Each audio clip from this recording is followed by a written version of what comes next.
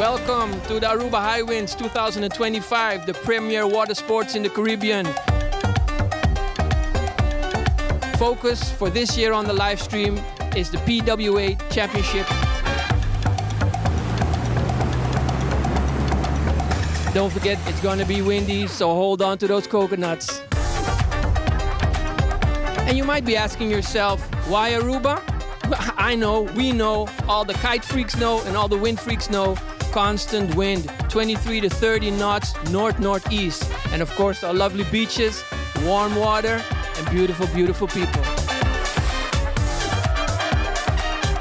Great that you're watching the live stream, you're following us, making sure you're catching all the vibes on the Aruba HiWinds 2025.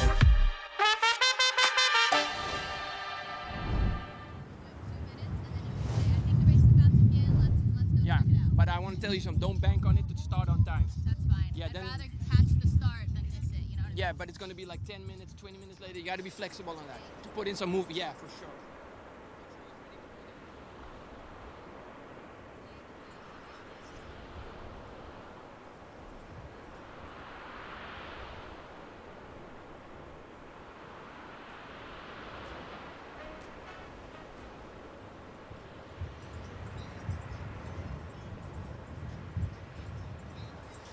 Okay, hello everybody. My name is DJ. I'll be your host today for what? Of course, the Aruba HiWinds.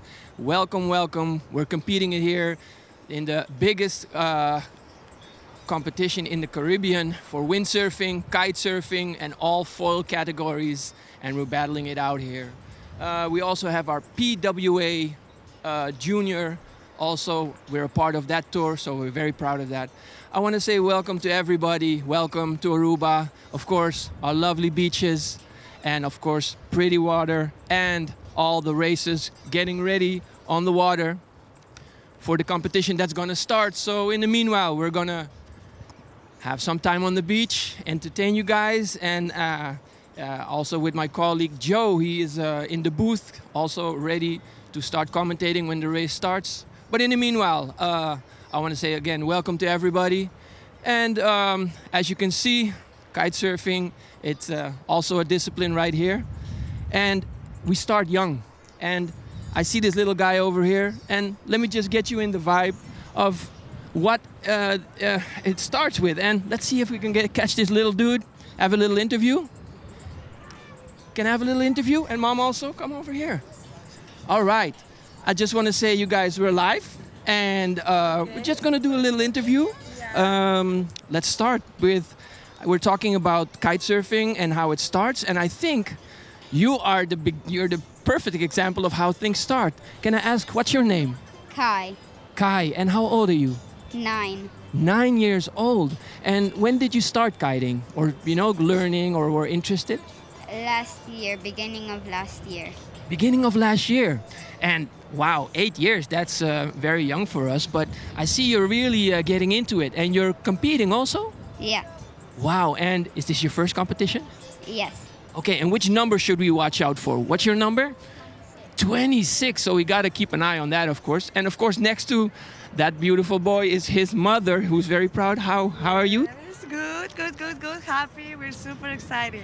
This HiWinds is gonna be definitely different because Kai is participating, so all the family are like, wow. Yeah, and I know, of course, you were competing, you're kiting yourself, of course. We know each other on the beach here. Of course, in Aruba, we have a certain... Knows each other, yeah. Yeah, but also, I must say, in the sense of the Aruba HiWinds, we see people coming from Colombia, coming back in, Venezuela, Bonaire, America. It's very international. So when the HiWinds starts, it's always like friends coming together. Do you have the same feeling? Yes. And you see faces that you don't see during the year, but then HiWinds comes and we get again together. Yeah, and community. yes, of course. And the good thing is also, besides the kite surfing and the competition, which is very important, of course, we have a lot of parties, huh? Yes, a lot of fun. Every night we have like whole entertainment from 6 to 12, and yeah, we like it also. Again, going back to Kai. Kai, do you also know some tricks already with kite surfing? Yeah. Which one is your favorite for now? The front roll. You're already doing a front roll? Yes. Yeah?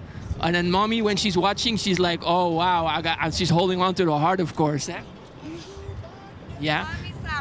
Mommy suffers when he's training and doing double front roll, and then he, mommy, I want to go for this trick, and I'm like, oh no. But yeah, I'm super proud of him, and yeah, happy. I told him like, enjoy, have fun. It's your first year, and the best thing he can do is enjoy and have fun. I think I heard that in another interview. That's the most important thing also. Is it for you? Yes. Yeah, to have fun, eh? Yeah. To have fun is for me the most important thing. Yeah, I think have fun and just do your best, and then the rest is all good, huh? Yeah. All right, keep walking out those lines. Make sure you got the knots out there, and thank you for the interview, huh? Okay, bye guys. All right, that's just a little. All right, we're gonna go over. Okay, another interview. Yeah, sorry.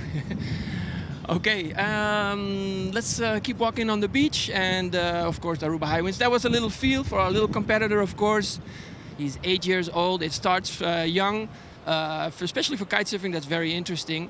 We'll just keep walking on the beach, and let's see if we can grab some other people to have a little interview to get a vibe of what the windsurfing is about. And let's see who else we got here. Let's also talk to some volunteers. Joost. Morning. Hello, Joost. How are you? I'm good, very good. Okay. Excited. Yeah. Let's, so, of course, we have the Aruba HiWinds, and we have our sponsors, but what's also important are our volunteers. If I'm not mistaken, we have about above 120 volunteers helping us out. Joost, you are one of the volunteers. Yes, I'm volunteering with the kids races. Very important. We were just talking about the kids, and there's a guy that is 8 years old starting with the kite surfing, but it starts also with the kids, the races, huh? Yeah, it starts early in the morning, and yeah, they're gonna race. There's different levels, like different ages basically. Yeah. Under 11, under 15. And yeah, it's nice to see that there's so much new kids, kids starting with the windsurfing, kite surfing, foiling. So it's nice to see that, yeah. Yeah. I know, yeah, we have a lot of editions of the Aruba HiWinds, and I know all the kids from Bonaire, they come over, Curacao, all over the world also, because they know the kids part, you know, they also get their attention. I think they're called guppies. Yeah, the Guppe race and then up, yeah. Yeah, and the Barracuda, I think. Barracudas, yeah. Yeah, and then semi-long distance, I think. So they're all filled out there. And what are you gonna do? Hal, hold up some flags or? Yeah, I'm at the finish line at the under 11 kids. Okay, very important. Thank you, Joost. Yeah, have a good one. All Cheers. Right, thank you. All right. Okay, all right. Now, that was a little interview with our volunteers, also very important. And now I want to throw it back to Joe, who's in the studio, and he's going to take it over from us and giving us some live feed and live action.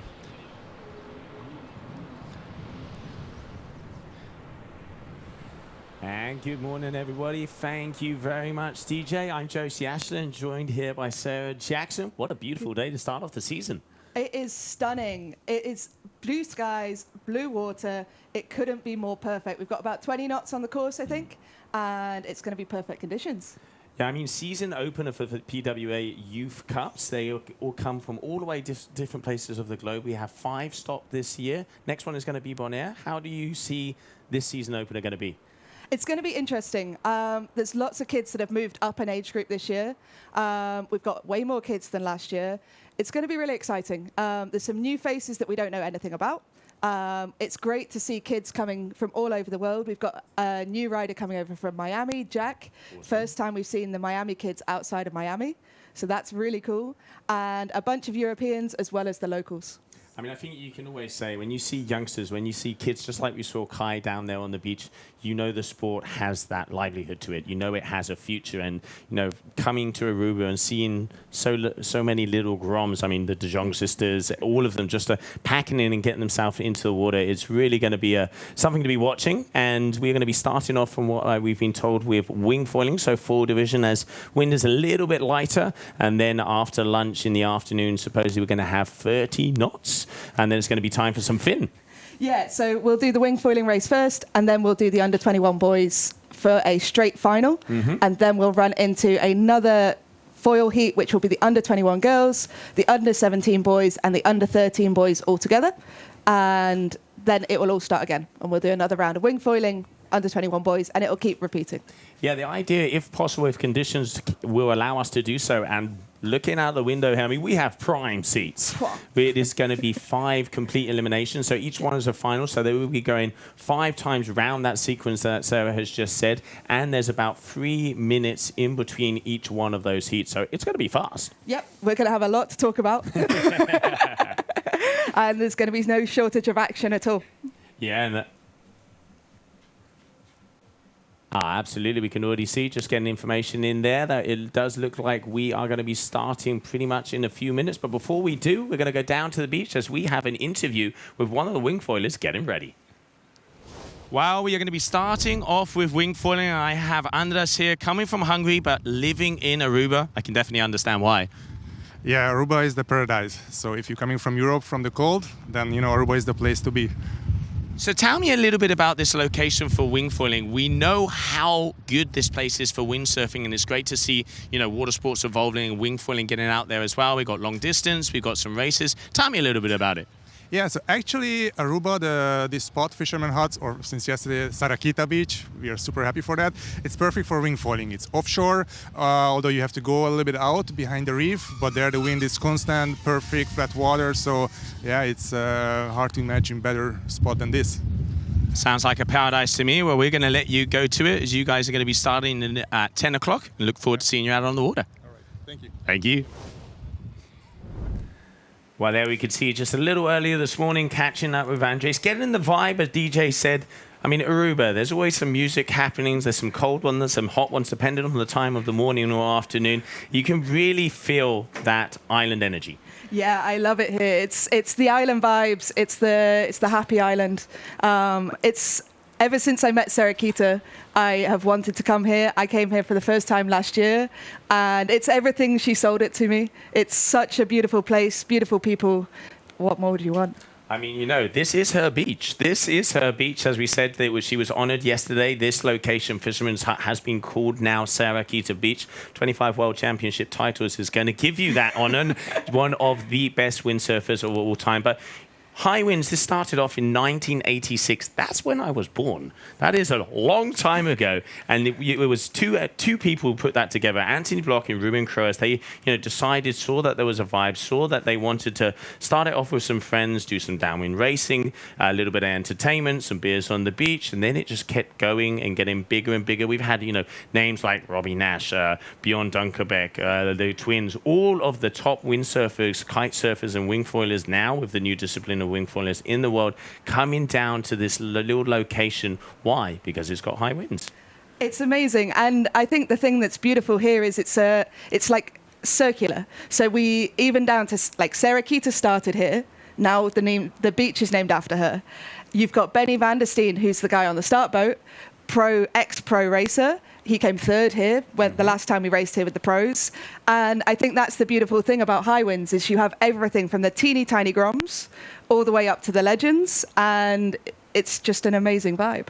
I mean, it's my first time here in Aruba as well. One of the things I really like, got here last night and now turning up this morning on the beach, you can see everybody helping each other. I mean, you just saw that image on the beach, the hammocks are out, you got the sway from side to side, the coffee's around, the parents are there with the kids, they're rigging up the gear. It doesn't matter if competition is on or not, they are going out just to enjoy themselves. And then, right in front of the beach here, you can just see it, this crystal blue waters, offshore winds, and they're, like you said before, about 20 to 25 knots. I could see some of the wing foilers, like you can see here, they're out on 4.5s and 5 meter wings. So you can see some of the athletes getting ready, a little bit of a Lula. I think that's going to be one of the duotone athletes. And that is the starting boat. So how this works is we have a downwind course with 4 jibes all the way a little bit on the right-hand side of the main beach area that we have here. There's going to be a starboard start, and then they're going to fly down like bats out of hell and see who can be the fastest out there. 5 eliminations to do. Yep, I was speaking to Bobby Lynn yesterday. She's now doing over 30 knots on the foil. Ooh. She's only 15, so she is absolutely flying. And for the context of how quick that is, 30 knots is around 15 meters per second. So they are moving some serious distance. Oh, they are definitely going. I mean, she is twice as fast as she is old. So It says it all. Just so many young athletes, and you can see, even like some of the people from our race crew. Ben, he was third here a long time ago. You can see the history, and I think the important thing is you can feel the history. But before we get more into it, it sounds like we have another interview down there on the beach. No, but on that, yeah, that doesn't mean like, hey, wrap it up or. All right, welcome back. I think that was Joe in the studio, if I'm not mistaken, or some footage, but we're here right back on the Aruba with the Aruba HiWinds 2025. And I'm just, grabbing people from the beach and just to get the vibe and the feel of what the Aruba HiWinds is all about. And of course, who makes the Aruba HiWinds? Of course, the people. And we have a proud flag bearer here. And that's, look, you can see, which flag is that? Let me show the back. Yeah, that's it. And that's the flag of Suriname. Yeah, of course. All right. Hello. What's your name? I'm Shamar. Shamar, where are you from? Suriname, of course. That's of course. I know that, of course. All right. You're competing this year? Yes, I am. Second year competing, representing my country. Yes. And I'm really excited because, the wind looks promising. That's one. I hope there are no clouds. And we're going to go high, we're going to go big. Okay, so high meaning you're going to jump. You're not windsurfing, you're kite surfing? Kite surfing, yes. Okay, and is this in a big air, competing in the big air, also long distance? Or long distance, big air, and kite cross, everything. Oh, kite cross also, all three disciplines. Okay, can you tell the people at home what is long distance? Long distance is a race from this beach right here to Arashi and all the way to Eagle Beach. Right. I don't know how many kilometers, but I know it's hard on the legs. Yeah. But we've trained for it the whole year, so... Okay, and all right, and then I heard another big air. Of course, everybody can understand big air. What about the kite cross? What is that all about? Kite cross, you jump over obstacles. Obstacles? They're gonna put out buoys, and you gotta jump over them. Yeah, so imagine all kind of buoys in the water and making a turn, jumping over buoys, and then making another turn, and then finishing, huh? Yes, correct. Okay, and you're also disqualified if your mind's point, if you don't jump the buoy or if you don't make the turn, that kind of stuff, huh? Yeah, I think if you don't finish or if you make a mistake, you're out. Yeah. I think. Yeah, and this year, not everybody can compete. You have to have a certain skill set because otherwise it's going to be carnage. So there's skilled guys on the water and taking some risk, but they know what they're doing. Okay, so who is watching at home? Of course, we have the live feed from NOMOBO. Who's going to watch it at home? I think my whole family is watching. I hope you're watching right now. Yeah. My grandparents are in the Netherlands, and I hope you are watching too. And yeah. You want to say something to them? I miss you guys. Okay, and how do you say Seranang Tongu? It's Seranang Tongu. Oh, he's been here too long. Okay, okay. We have to see. We have to throw it back to Joe, who's in the studio, and he's going to take it live. And let's see if we're going to start with the competition. Thank you, DJ, bringing the vibe down here on the beach. And I mean, the island life, it is definitely one has a lot to say for itself. Yeah, I spent quite a lot of time living on Bonaire when I was at university. It was a very tough education I had. Why? Was there any classes? I was on a sports scholarship, so they allowed me to take a lot of time off for training camps. Yeah. And I got Tati Franz to write me a note that said I was on an official training camp so I could go to Bonaire for the winter. It was a terrible, terrible lifestyle. Wouldn't recommend it to anyone. Nah, it's amazing. I love the islands. I feel like the minute you step off the plane, everything just relaxes. And you go from this European hectic lifestyle to like everything just calms down. Everything's so much more relaxed. And I love it. The whole Caribbean vibe is amazing. Yeah, I mean, the weather has something to do with it as well. I mean, back in Europe, it's a little colder, just a tad colder. It's nice to come down here and we might actually get a suntan.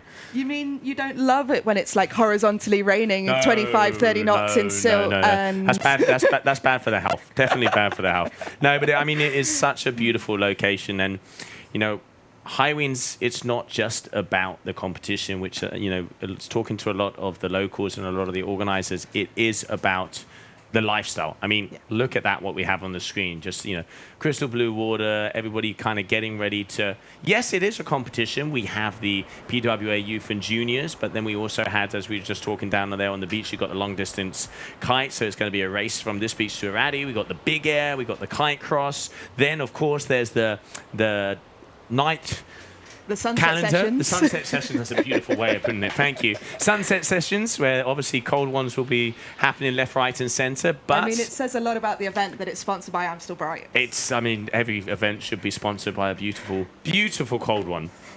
But yeah, you can see everybody out there on the water right now. As we mentioned before, we will be going into sequence very shortly. We will be getting that information to you. It's looking like around 10 minutes is the last call that I heard from our PWA race director, Emmy. Yeah, it looks like they've got AP up there on the boat, which means that we're postponed. So let's see. That's Kasper Nielsen there from Denmark on the screen.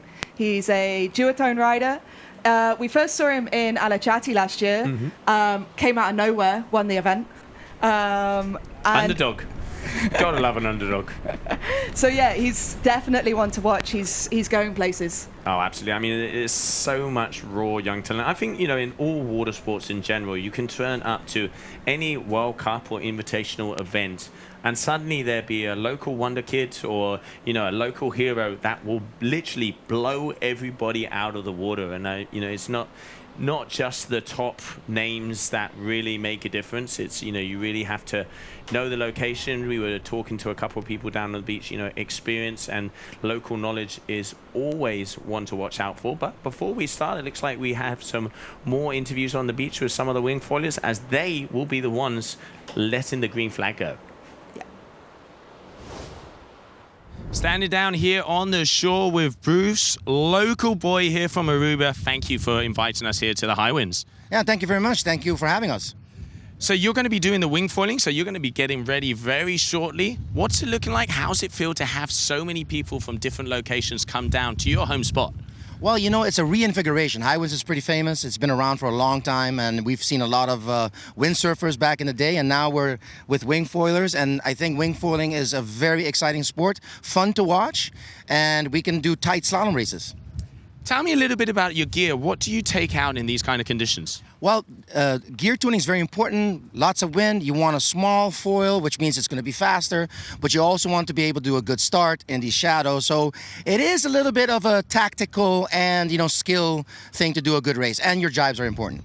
And I'm going to guess that local experience will always pay off? I think we'll have an advantage with the starts, but I've seen some equipment tuning. I mean, the wing foiling equipment has become more racy, so all of that will come into play. Well, I wish you the best of luck. Get yourself out there, and we're going to be starting. Yeah. Well, there you can see catching up with Bruce a little earlier, one of the wing foilers. Local boy, as DJ was saying there. So the local kite, wing foiling, windsurfing, you know it community down here. It really is impressive. There are so many people that are involved in this event. I mean, HiWinds now started off with only a few riders back in 1986, as I mentioned before, and there's more than 200 athletes in amongst some of the world's best. It's so cool to see how events like this are evolving. And I'm going to go out on a limb and say this is probably one of the oldest water sports events there are. I think it's definitely up there. I know we've got Silt that hit 40 years last year, windsurfing event. Yeah, Silt's definitely up there. Fuerte's up there. But yeah, it's legendary. And it's produced many legends as well.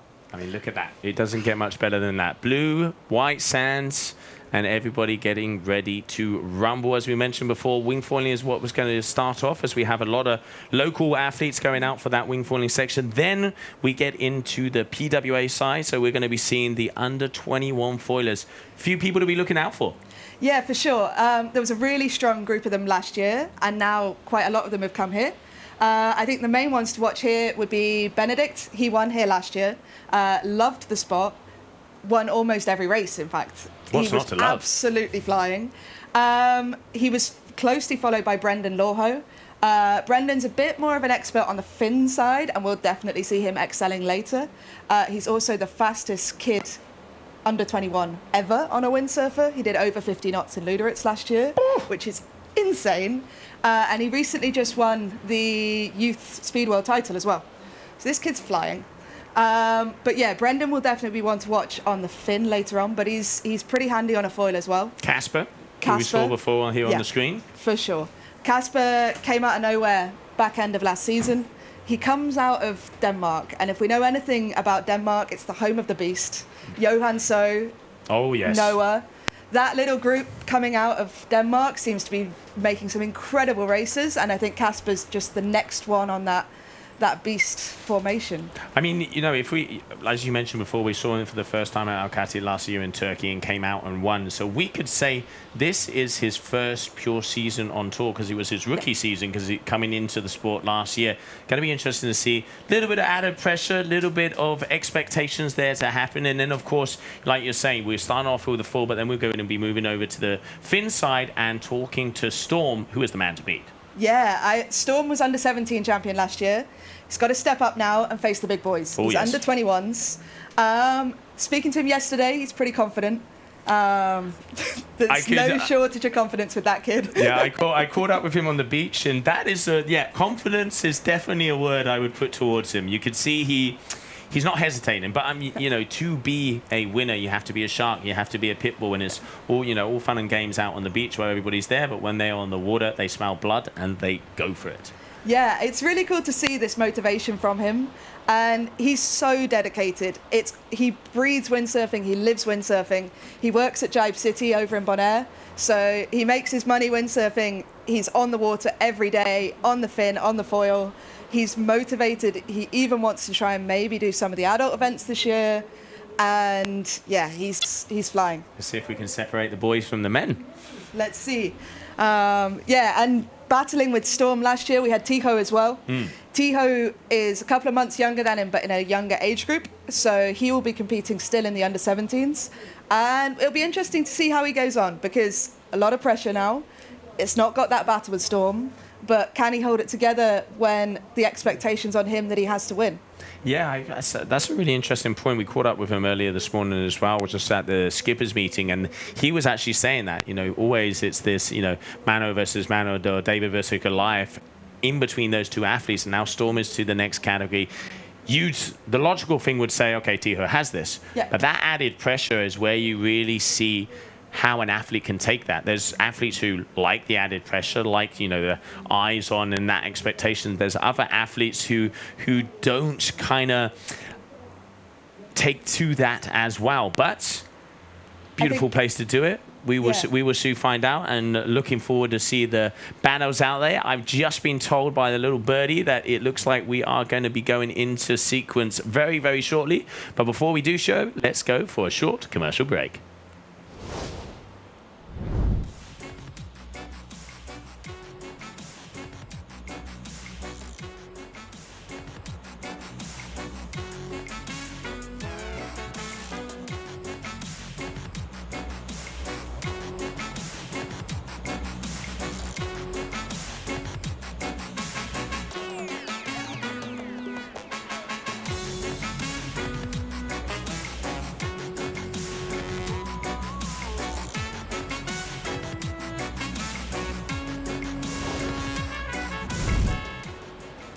And welcome back, everybody, to the season opener down here for your Aruba HiWinds 2025. We got about 20 to 22 knots of wind out there. The sun is shining. Everybody is starting to vibe down here. And as DJ would say, the kite freaks, the wind freaks, the wing freaks know that this is the place to be. Fisherman's Hut, but now is known as Sarah Quita's Beach. Place to be right now. Yeah, and I can't wait to see her race later on. She's been around yesterday. As you said, there was a big ceremony yesterday where the Aruban government have renamed this beach officially to Sarah Quita Beach. And she actually changed her flight. She was meant to be going to Pozo, to Gran Canaria, to go and train for the next World Cup. And she was like, you know what? I just haven't spent enough time at home. I love being here for the HiWinds, and I will only regret if I miss the HiWinds. So awesome. We all arrived, and she was like, you guys are here. Now I can't leave. Yeah, I mean, who can say? So where are you going to go and where are you going to go windsurf today? My beach. I mean, who can say that? It's incredible, and what she's achieved in the sport is unbelievable. And it's amazing to see that the country is honouring her in such a way. It's pretty rare for windsurf athletes to be recognised on this level. Very much. But it's awesome. I think it's very rare for any water sports athlete to be recognised in this way. But I mean, she really has put Aruba on the map. You For know, sure. she has made this location known because people will go, wow, this girl, 25 times world champion, won everything but the foil last year. You name it, she can do it. And, up there with the likes of Robbie Nash, Bjorn Junkerbeck, the twins, all of the top athletes. One of those names that is going to cast a very big shadow for the future generations to come. I don't think it'll ever be beaten. True. I've come up, raced against her, retired. I'm now sat in the commentary booth. Hey, because nothing wrong with that. Nothing wrong with that. Profit, yeah. But it's hard. Like, you watch Micah. Micah, in any other generation, would probably be a multiple-time world champion in freestyle. But you get a legend like Sarah Quita come through. Nothing to do. And for someone, she's now got 15 freestyle world titles. Micah beat her in one heat 1 year. But aside from that, she's not even lost a heat since like 2007, which is unbelievable. And for someone to beat a record like that, I don't think you'll ever see it again. Yeah, I think, more than obviously, new athletes come in, new generations, the Jejongs, we see a lot of the youngsters coming up. It's not just when you go into the water with an athlete of the caliber of Sarah, it's not just beating her in the heat. She has such a psychological advantage over any rider, any athlete going into the water. Before it even stops, it takes a very headstrong athlete, yet alone the skill set to get past them to be able to achieve that. But back in the days when Sarah Quita wasn't the Sarah Quita, she's had to go through that process. So I think it's really cool, and still to be able to keep that motivation 25 world titles later, and to want to grab a plane, go to Pozo months before to train to make sure she's on point. It just shows the type of competitor that she is. Yeah, but at the same time, she's also probably one of the nicest people I've ever raced with. Amen. And that is so many people you see at the top of their game, but they are kind of super quiet, or they have a attitude or something.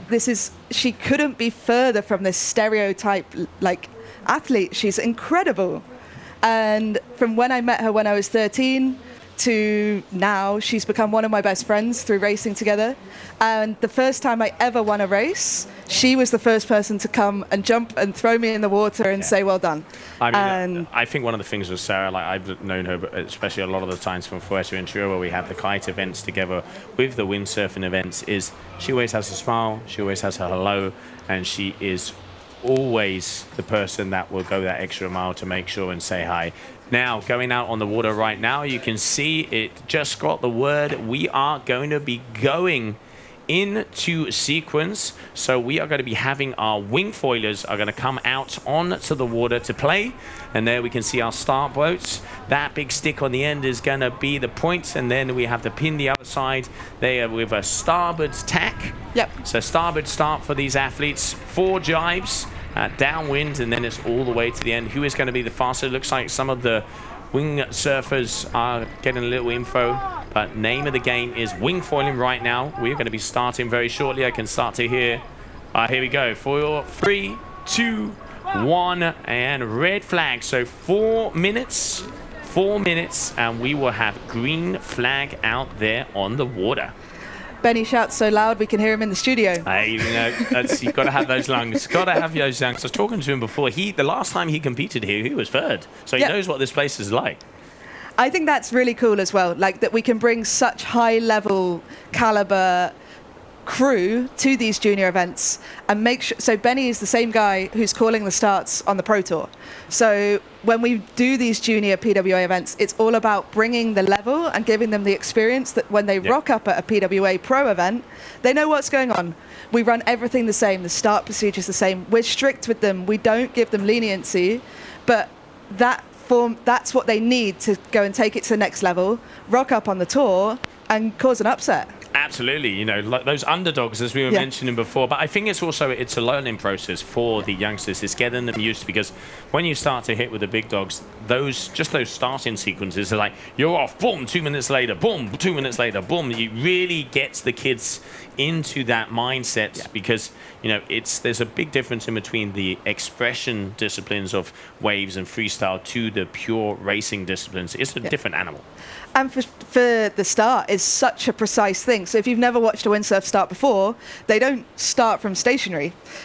You're trying to hit top speed as you go over the start line. As we said before, you're doing around 15 meters per second, and you want to hit go at 0.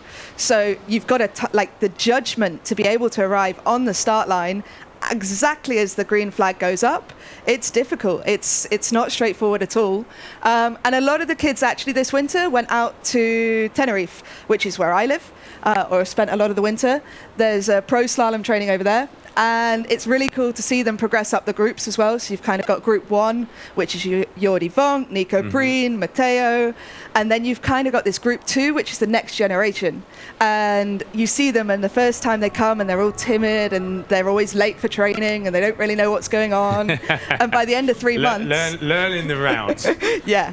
And by the end of 3 months, they're absolutely flying. Tama was out there, Brendan, Casper, they've all been pushing out there, and it'll be really interesting to see how they now progress and take those skills onto the race course. Absolutely, and here you can see yellow flag in the sky, meaning that less than 2 minutes. We are just about 90 seconds to that green flag. You can see getting the recording, making sure on that start line that nobody is a little bit too eager and gets the old PMS. Well, we take it very seriously. So they film all the starts. They line it up. So on that stick is a start watch, and that is the start line. So they film the clock, and then if they think that someone's over, Benny's pretty good at calling it like absolutely accurate, but we know how much it can change just on the flick of the number. Yeah. And they're going so fast that it's really hard to call the start line. So they film it all just to make sure it's fair. And you've got to risk it if you want the biscuit as well. Yeah. So they really are coming to centimeters and timing it perfectly. And yeah, I mean, you can see it already just about 50 seconds out. So there's no flag on that start boat, meaning that we are in that final minute. Also, during this final minute, nobody can be inside that triangle. If they are, they would be disqualified. So ladies and gentlemen, HiWinds is here, Aruba 2025 season opener. You can see the big Aruba on the back of the shirt as we are getting ready to go. Less than 30 seconds. Keep your eyes on that start boat. As soon as we see that green flag in the sky, it is a green light. You can see them. They're slowly approaching the line. We're expecting the windsurfers to come a bit quicker, but for the wing foilers, it might be the first time they've done a start like this.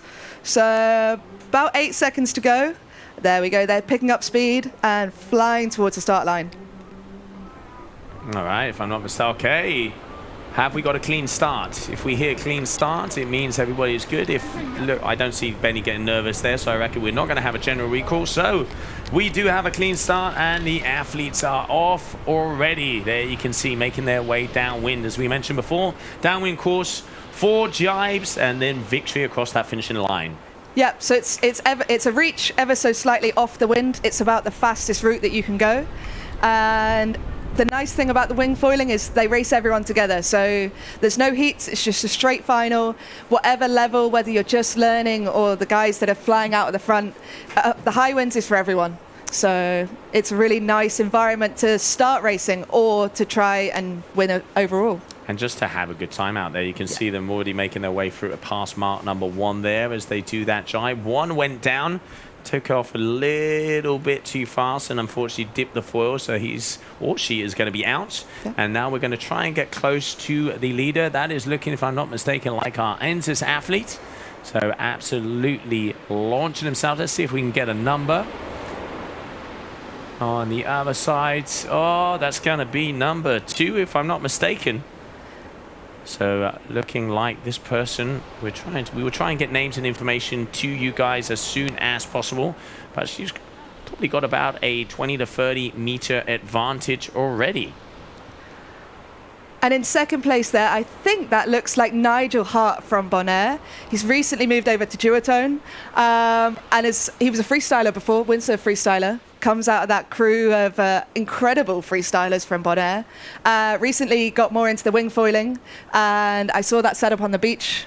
Same helmet, so I think that might be Nigel there in second. I'm going to go with you on that one. I mean, we can see we've got about 20 athletes in there. Thomas Arias, Christian Zuers, Richard Constapel, Mika Berin, Cohen Van Gluck, Bruce Harms, who we caught up earlier on the beach, Peter Zuers, Robert Bratt, Andres Martin, Jason Peterson, Florian Gossett, Stefan Zant, Jay Zitzler, Nigel Hart, Constapel, Fackel, and Van der Urban. So those are our wingfoil athletes out on the water so far. But at the moment, it does look like that orange wing is going to be your first position. But just cruising and perusing their way downwind. They're about 2.5 minutes in already. So it's going to be interesting to see. Oh, just catching up on there, not quite getting that jive nice. So going to be interesting to see what the actual time from start to finish has been. As it looks like the windsurfers are lining up to do their sequence in the background as well. So it won't be long before we're back on the windsurf racing. Absolutely.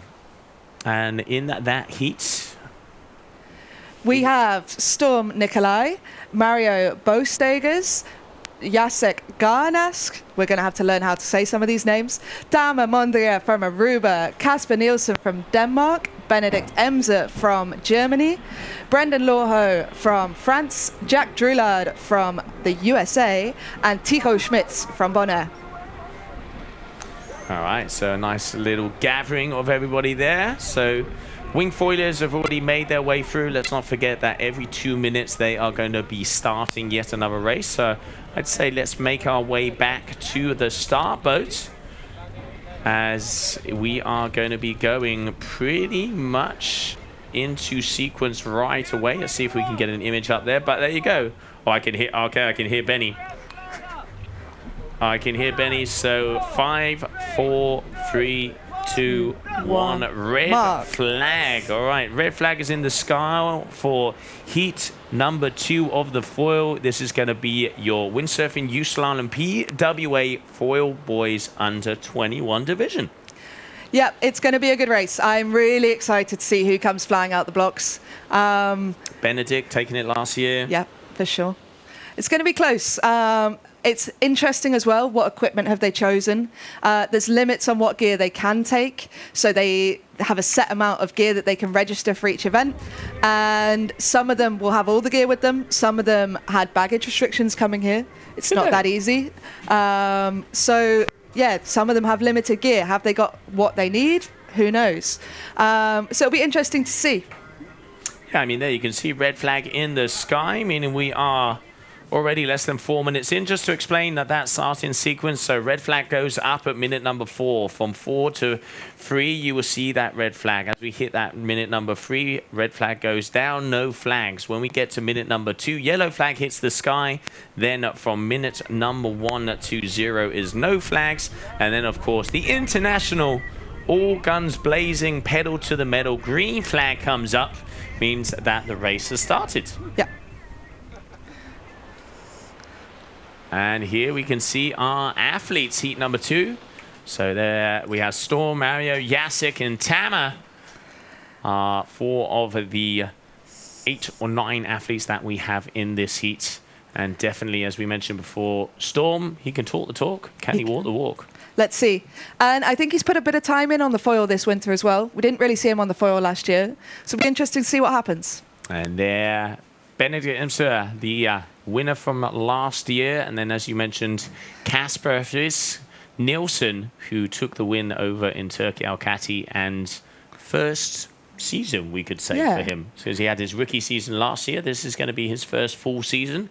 And looking forward to see what he is going to be doing out here on the water. So the athletes, yellow flag, so less than 2 minutes. As soon as that yellow flag goes down, we have 1 minute, and then green flag when we start to go. And we also have a complete unknown. We have Jack Drulard from Miami, from the Tilo project. The stuff going over down there is amazing. They have such a good setup, and it's really awesome to see people coming out of other places than just the key European hotspots. Yeah, we're going to be going over to Miami in end of the season. End of the season. So October 22nd to 26th. So great to see the kids out of Miami. Yeah, we had a really good show with them at the end of last season. Lots of kids over there, but it's that next step is getting them to come to the other events. And we have a huge event in Alachati, but the next step is to get those Turkish kids out and to come to the other events. And now to see that we had an event in Miami last year, the kids got motivated, and now they're starting to come to the other events. That's great. I mean, it's the circle. That is what we want to see. And now let's see if we can make our way to that start boat, because looking out of our window here, it must be on that final minute. Yeah, it is. There you can see no flags. So we are on that final minute. And just out in front of here, so you can see, just literally, you can see us here on camera over the screen. We have a beautiful window that we can see everything that is happening, meaning that we are seconds away from that green flag. And there we can see Ben making sure that that start line is in order. So let's keep on the foil windsurfers. So we're definitely within the last 10 seconds now. Those beeps on those watches, they're ingrained in my mind. I know what those sounds mean. Yeah. So I guess they're probably hitting that start line about now. Yeah, there you can see they have hit that start line. There's Casper out the front there, if I can recognize that duotone. Let's see how Benedict is going to be on the Patrick. And it looks like Brendan got a really good start down that pin end, flying on the S2 Maui setup. So let's... Yeah, we're going to see if we can concentrate on the windsurf foils here with the PWA as the wing foilers are done. There we go. And here we can see, all right, so we have action. There you go. So a little bit far away, but from what we caught a glimpse of, looks like Brendan's going round in first. Yeah, Brendan, Casper, and Benedict were your athletes to beat, but hopefully we'll be able to get those drones coming at us very shortly. So I think as they went around the first mark, it looked like Brendan was in the lead on that S2 Maui setup, followed pretty close by Benedict Emser from Germany on the Patrick. Behind him, you've got Casper from Denmark on the duotone F4 setup. I mean, we have a beautiful oversee of the location right now, as in, there we go. Okay, now we're talking. That's the girls getting lined up for the next one. But hopefully we'll be able to have a check of what's happening on this one. So let's try and get comms with the drone as we have that first race on. So hopefully we'll be able to see. All right, there it is. So what colors we got? That top black, I'm going to go out on a limb and say that is going to be Casper. So it still looks like Brendan's out there in the lead, down the bottom. Then you've got a Patrick sail, so that will be Benedict. Casper's in there in third. And then I think... yeah, that's a Severn in fourth. So that will be Storm, followed by Tijo. That infamous battle between those two carries on this year. Tijo's decided to enter the under-21s in the foil. He wanted that extra challenge after becoming the champion last year. And then on that Neil Pride will be Mario. And I think on the 0.7 FMX set, that will be Tama. Oh, there you go. All right, so there's definitely a battle there for first and second in between those two, as they've probably got about a, what do you say, 20 to 30 meter advantage from third position. So let's see if that's going to be changed up. You can see in the center of your screen right now, that is your finishing line. So they've got one more jibe to go, if I'm not mistaken, as we caught them just at the end of this race.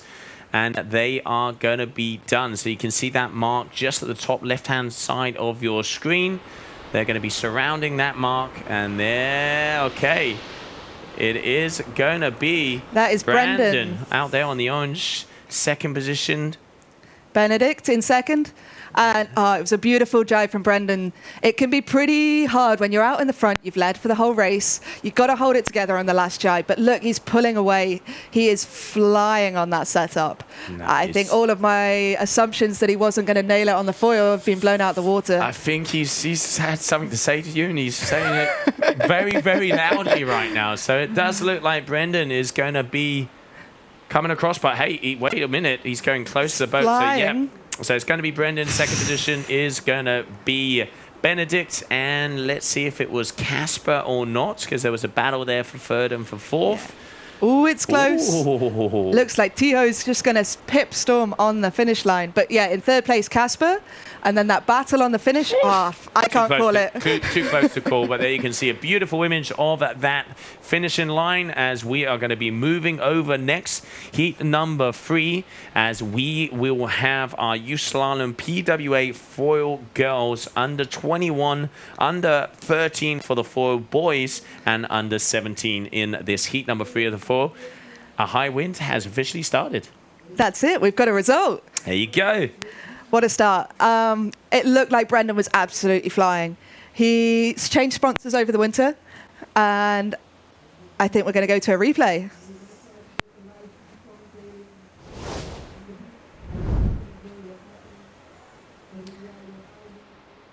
And there you can see, so that's the bottom end of this battle in between those four. Oh, getting caught up on the outside, going down on the inside. And there you could just see Benedict getting a little bit more speed through the middle. If I'm not mistaken, hard to see here from the drone. Yeah, so that looks like the start of Tiho's comeback with Storm. Don't know what happened on the finish line, but it was close. And that is the finish. So that's Brendan coming over in first place, Benny in second. And they had a pretty substantial lead over the rest of the fleet. Yes, they did. All right, so we are on the start boat. So we're going to try and get the start on the drone and follow those top 3 athletes as they make their way along. Let's not forget we've got girls under 21, boys under 13 and under 17. As we've got Loes van der Molen, we have Bobby Lynn de Jong, Kit Dijon, Lone Dijon, Matteo Nobos, Taicho Smits, and Sanchia Alberto are going to be your athletes coming into the water right now. There you can see the beautiful beach location that we have here for your Aruba HiWinds 2025, the 37th edition of this event. Yeah, it's incredible. And that view that they just showed before, that is what we see behind our screen. That is what we're seeing out the window. It couldn't be a more idyllic location to be. And there, just a little recall of heat number 2. So we have heat number 3 coming up next as we're going to make our way out to the start boat as we are less than a minute to go. Has no flag in the sky, meaning that very shortly that green flag will go up and it is going to be go, go, go. Who's your money on, Joe? Oof, I don't know. I'm going to say Bobby. Yeah. Bobby is going to be my money on the under 21s and then on the under 17s. I'm not sure. So Tiho took a last-minute decision this morning that he's actually going to race in the under 21s this season. So he registered, he's an under 17 by age, decided this morning that he wants an extra challenge. So this season he's going to be an under 21. I love an underdog. My money's on him. Yeah. I love him. There's no, I hate easy bets. All right, there we green go. flag. Okay, so definitely we have a clean start. Not the best time start there by the athletes. Except for Louisa. Yeah. What a start from her. She's our local athlete from Aruba. She's been doing lots of training this winter, and it's been awesome to see. She's pushing to the next level. She came here last year, was a little bit disappointed with the results, and has just dug deep and really pushed over the winter to try and put that racing on the next level. Yeah, obviously there, Aruba 180, Louisa. So we're going to try and see if we can get a closer view with the drones on these starts, and then we'll be able to follow these athletes. It looks like the de Jongs are battling out behind her, but Louisa is definitely out there in front. She's absolutely flying. Perfect start. What more do you want? She's certainly going to be hunted down by our Bobby Lynn. If you saw the Instagram stories from yesterday, the de Jong household is very competitive, even when it comes to playing rock, paper, scissors. You do not mess around. They do not mess around. I think there was close to death threats being thrown over a friendly game of rock, paper, scissors. And these girls, it's a great environment to grow up in, you know. Bobby's the older one. She's been pushed by her twin sisters below, coming up underneath her. And what a way to learn, what a way to train. It looks like Louisa has just gone round the pin end, unfortunately. So I think she has gone round the wrong mark, and that will be Bobby Lynn out there in the lead. Well, it's one of the de Jongs, that's for sure. I think it would be a good idea if you try and...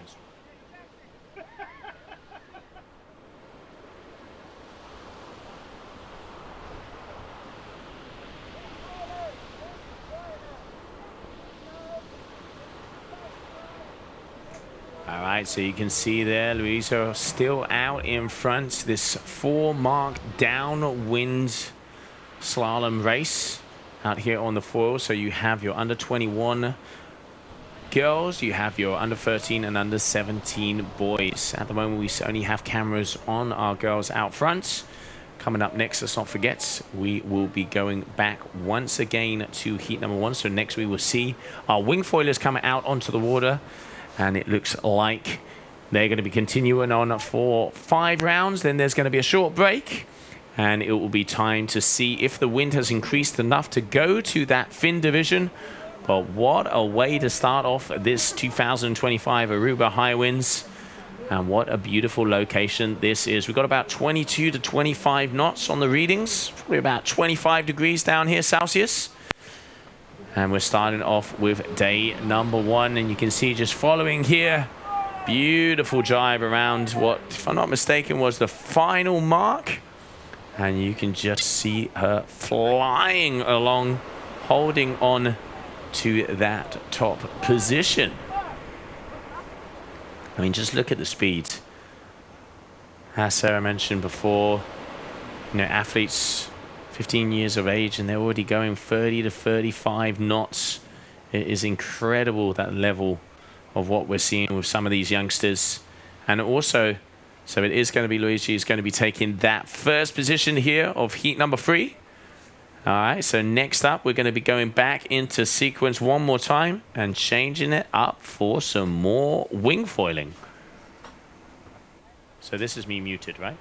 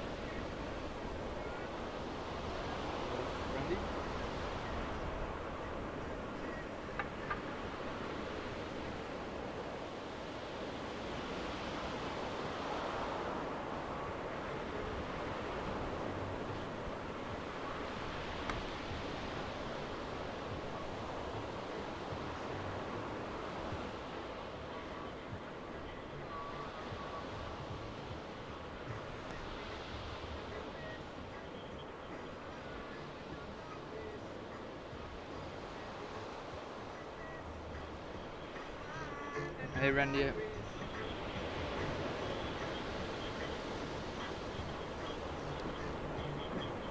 Pointed to Randy. I'm not able to clean that. It's on the center.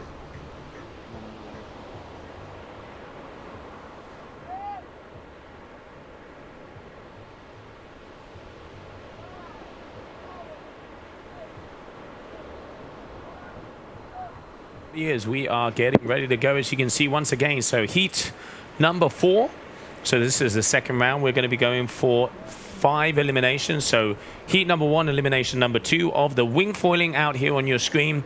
Took them about 2.5 to 3 minutes to complete the course on that last heat. Let's see if it's going to be a little faster. You can see athletes out on 4.5s and 5s. You can see a few of the duotone races. We can see a few of the Enzis. Mix and match out there, crazy fly, you name it. Everybody's just down here having fun. That's what the HiWinds is all about. This wing foiling is pure fun. There's guys coming over from Bonaire. They get super competitive, but at the end of the day, it's all about having fun. Absolutely, and of course, there is the overall. You can't just perform out on the water. You have to put in a performance after 6 o'clock in the evening on the beach as well, if you want to be the true HiWinds champion. I mean, yeah, it's part of the game. You've got to perform in all areas of the HiWinds. It's the spirit of the HiWinds. But that's a pretty close battle out the front. I think that's Nigel on that duotone setup. And I think that's going to be Andre. That is going to be Andre from Hungary. He said he was going to be out there on the North Mode Pro, as you can see there on the white North wing foil. So battle for first position as they are surrounding Sarah. Would that be a final mark? I think it was. But look at that jibe from the third person. Yeah, beauty.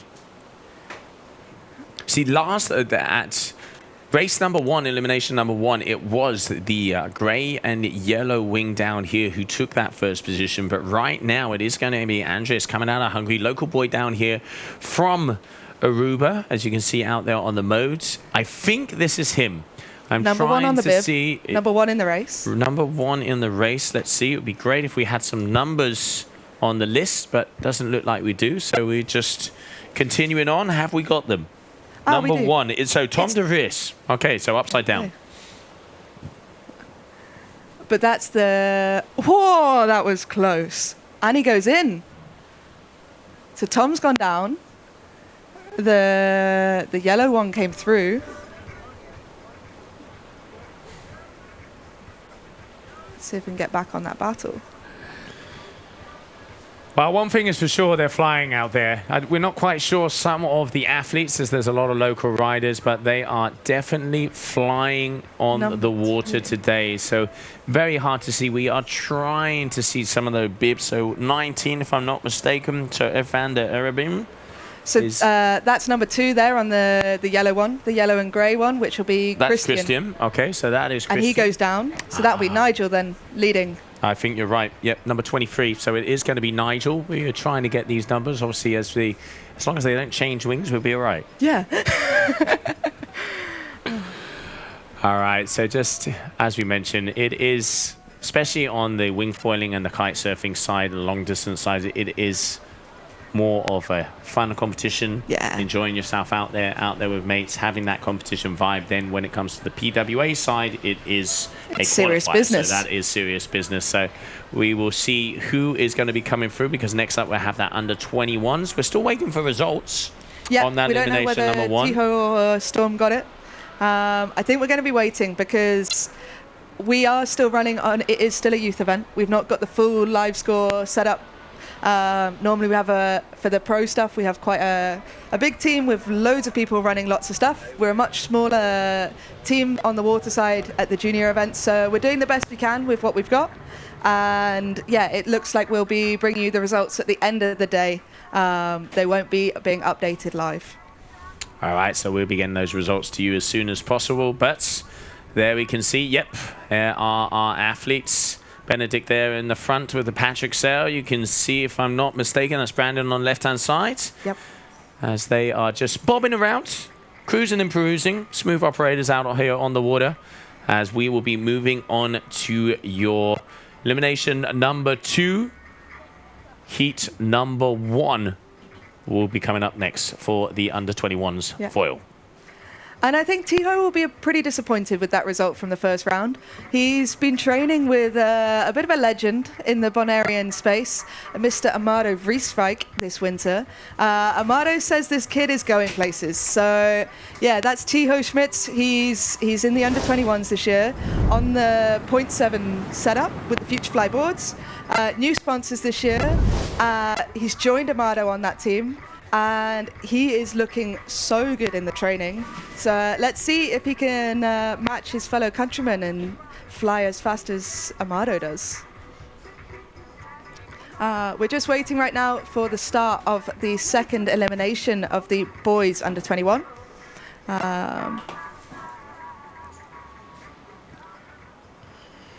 As we can see, we're nice and close here on the camera when we come to studio.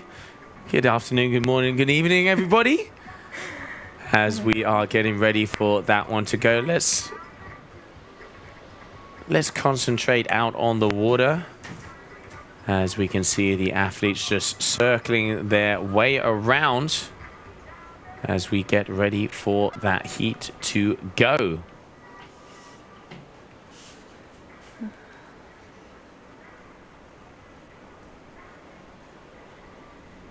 I'm going to have to jump out the booth in a second very shortly. But we continue on with more action here. Day number 1, Aruba HiWinds 2025. And we are less than a minute out. It did look like when it came to the flag sequence. But I'm going to go out on a limb here and say it looks like there's a conversation happening on the starboat. Yeah. Was there an over early? Did we miss the sequence? Have they gone over early? What's going on? We did lose drone feed, so trying to get that information into you guys and girls. We do apologize. We will get as much as we can. Obviously, as Sarah mentioned, one of the youth events is a smaller crew, smaller team, but still we'll be able to see the action and some great drone footage flying our way down here on the slalom side. Foil is the name of the game right now. And let's see who is going to be the fastest out there. Storm, he talked the talk. Can he walk the walk? We will soon find out. But it looks like Benedict is the man to beat together with Brandon. Yeah. But do you know what is amazing? The fact that we can have a live stream for these junior athletes, give them a platform. Absolutely. Give them promotion. That's why we're here. They need the opportunities to be presented. You know, it's so hard when you rock up straight into the Pro Tour. You're at the back of the fleet. You've got to grow through it. So it's amazing that we can now have this junior tour where we can give them a platform to give them media coverage, give them a live stream, show them to the world, but at the same time give them really good racing experience. Yeah, and at the level they will see as they progress through their career. So this is exactly how it will be on the bigger events, on the bigger competitions, on the bigger disciplines. When they are out against the top guns, it is going to be like this. It is going to be starting sequence. You finish, you have 2 minutes to get back. You have to be on your stuff. You have to know your heat numbers. You have to know how to go, what kind of courses there are. It is as similar to the future events they're going to want to competing, and that is the way to forge and to kind of mold the younger athletes into professional athletes. For sure. And I think as well, like so many of the juniors now, there's not that much junior racing in national events. So as a junior growing up, I had to race with the men. So from 17, I was racing in the men's fleet, and it's pretty demoralizing. I'm not going to lie. Like, I started out, had to go to my first event, never been on a slalom course before, and you're straight in with the boys. Yeah. And you're with these 90-kilo men as a young girl trying to race around, work out what's going on. And now that they have this opportunity, like in the UK, it was me and Jenna Gibson growing up, and we kind of came up together in the slalom stuff. And Alice Reed was there sometimes, and there was kind of 3 or 4 of us. But it's pretty hard, and then you get split into different fleets, so you don't even race against each other. Whereas in the junior events like this, we're going all over the world. We're giving them opportunities to race with kids their own age. Absolutely. And push as hard as they can. But with kids around them, they really push even harder. Yeah, and also, you know, being able to compare yourself to someone who is in your same league, literally. Yeah. You know, it's all very good. Yeah, I'm 15 and I'm up against a 22-year-old. There are 15-year-olds that will beat them, but you're kind of at a different status. I think that is really important to, you know, also, like you're saying, not demoralize these kids and actually push them to go to that next level. Yeah, it's so important to have such a big junior tour, because that's how we get the next generation through. They need to be able to see it themselves. We've seen the growth in this event. We've got way more kids here this year than we had last year. All of the events are growing. They're getting bigger. We go to Bonaire next. They're also got way more kids coming over. Yeah. And this is how it starts. We made the tour for the first time last year. Before that, it was Jimmy Diaz pioneering the youth stuff, the legend over in Alachati. And suddenly it grew to 5 events. Now here we are. Second year with 5 events. it's amazing to have such a big junior tour. I think it's really cool to be given back to the youngsters as well, because in the end, they are the future of the sport. You have to keep creating those young generations. You can see a lot of the brands also when it comes to equipment-wise, sizes, you know, masts, boards, sails, you name it, they are taking that into account. It's not just a sail that has been, you know, tested by your average 70-kilo athlete. It's actually gear that is tested by youngsters, so it's specifically made for them, so they can go to that next level and the equipment actually be able to help them and not hinder them. Yeah. I think it's so cool to see. And as we're waiting here right now, obviously the kickoff of the season, HiWinds, and it does look like something is happening out there. So obviously we were not told that it would start, so it looks like we are green light again and we're continuing on. The drone is changing batteries. Yeah.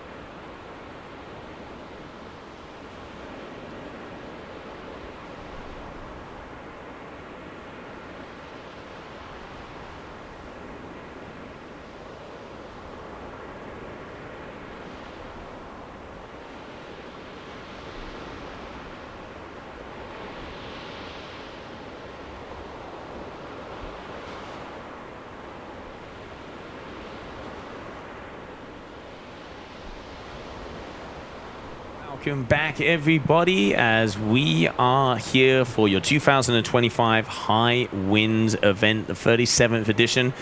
Just sorting out a few issues before, and it looks like we are all guns blazing right now. It is going to be the under 17s are going to be coming out onto the water, and there it is. No flag. I can see that green flag's getting ready. We are go. What a view at the start. That was Kit there with the orange helmet. Kit de Jong flying at the boat. And it looks like the girls are flying down there. So we're combining the under 17 boys with the under 21 girls. They are racing all together. And the girls are flying. And wow, that blue highway, look at this view. It is stunning. So that's Sancha there on that Neil Pride setup. He is an under 17 boy. And then you've got the top three here. That's Louisa in third. And then you tell me which de Jong is which, because they're almost identical. I mean, look at that image. That is perfect. It does not get cleaner than this. One thing for sure, Dijon is in first. Which one, we will soon find out. So the only way I can tell them apart, Bobby's taller, and Kit has an orange helmet. So that is Kit there. Okay. But Bobby and Lone both have white helmets. So it's a guess. But statistics would say it would be Bobby Lynn, the older of the de Jong sisters, out there in first. And yeah, that looks like Bobby to me. I think it's a longer hair, so I'm gonna say that's Bobby. And as we mentioned when we were down on the beach with her, she is definitely the one to beat. And now just cruising around that mark, clean as a whistle. Textbook jibe. The improvement that we've seen from her over the last couple of years, she has taken the women's racing by storm, both on the pro level and on the junior level. But the little sisters are coming, and they are so competitive. But that's Louisa there on the screen, local rider from Aruba, and she's also pushing really hard.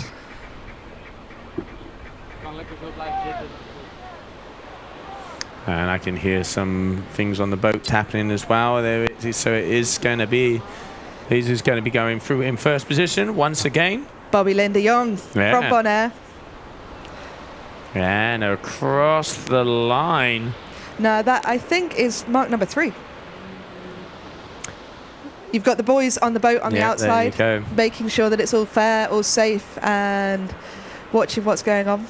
We do apologise for this. It is a little hard to see the ins and the outs of this course so far. Hopefully we'll get a little bit more stable. But at the one moment, thing for sure, it's definitely De Jong. It's definitely Bobby in first position. Technique has just come on in the last couple of years, and you can see that she's got that perfect foiling stance. Those harness lines super long to really put the power down into the foil, but it's her jibing that's just flawless. Yeah, she just does not miss a beat, does she? And you can see a couple of the other ones behind, but following our leader, follow the leader, hey. As she is going to be going, so heat number 3. So this is going to be the last heat of elimination number 2. Yep. And then we move on to elimination number 3. Our race director was saying that it was going to be 5 eliminations tops, and it looks like, looking at conditions and looking at the weather out there, I reckon that is what's going to happen. Day number 1, starting off very strongly. Racing doesn't get better than this. This is what we all dream of.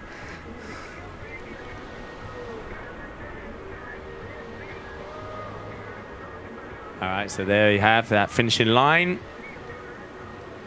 Oh, look at the speed on there. And there it is. So Bobby de Jong is going to be taking that first position. Kit in second. And looks like Louisa in third.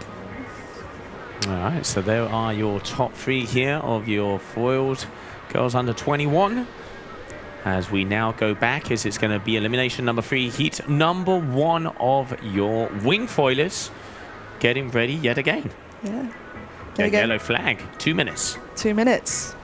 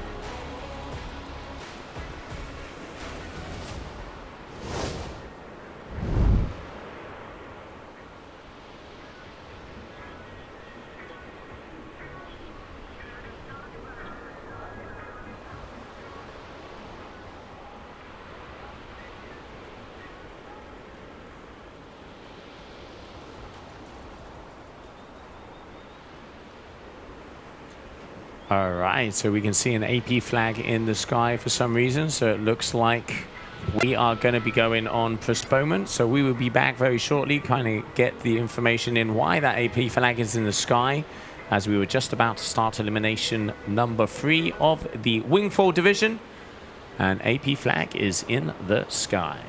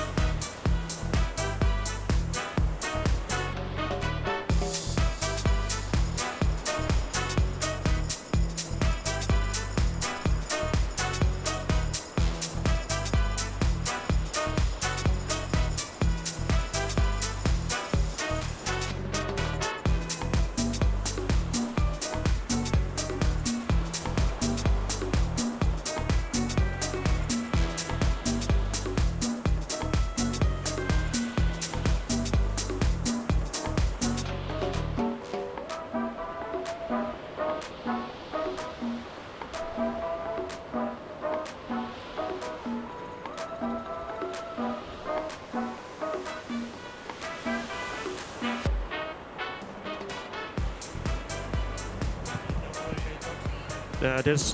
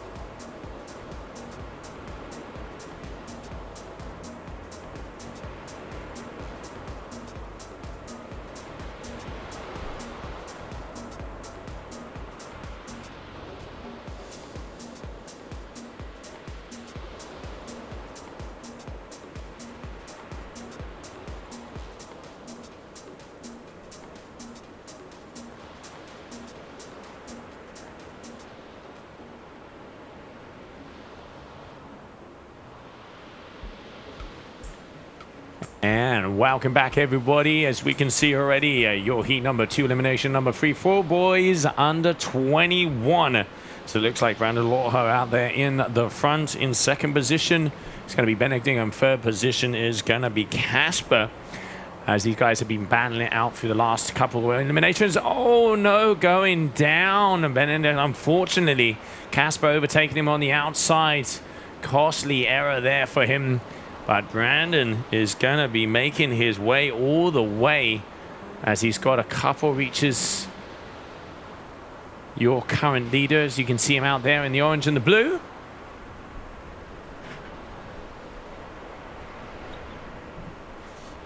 And here we can see a beautiful close-up shot of Casper. It doesn't get much closer than that. Almost pushing him along with the FPV. And there we can see Brendan Lawho making the jibe on the outside. So that is going to be mark number 3. As we just lost that finish, that start, excuse me. And you can see him flying around. Got about 22 knots of wind out there right now. And here you can see France 1-1-3. Absolutely flying. Let's not forget, they have a starboard start. And then they have 4 jibes, nicely downwind here for your HiWinds in Aruba 2025. But it's going to be Brendan at the moment, not dropping a beat, and he is powering himself along. He already had a win, unofficially still waiting for results in that elimination number 1. Elimination number 2 in theory was Benedict, waiting for results to come up to the live booth. And here we can see just nice and close, beautiful footage here for our drone pilots. All the way round, left, right, and center. And he is just making his way to that finishing line. Yes, it is going to be Brandon Lawho is going to be your heat winner. And Casper Frils Nielsen is going to be in second position, hailing out of Denmark. Coming up next, we're going to be going into elimination number 4. So we're going to be seeing, once again, more athletes coming at us. But heat number 3, where we will have 4 boys under 17, under 13, and your girls under 21. Here, elimination number 3 for your HiWinds 2025. And while we're waiting for that action to start, I'll tell you what, let's have a little replay of that last heat where we saw Brendan Lawho take the win. And here you can see a very nice start. Usual suspects, blue and orange is Brendan. You can see on the outside Benedict. Here on the inside with the black duotone, that is Casper. Mark number 1. Very close together, but Brendan has had the lead from the beginning. Then, if I'm not mistaken, it was at this mark. Yep, there it is, where we can see Benedict go down. Casper having to go a little bit further on the outside. And now we are getting ready to continue on. As it looks like, if I'm not mistaken, just having a little update here on the old sheet, that we are going to be seeing our wing foilers come at us one more time.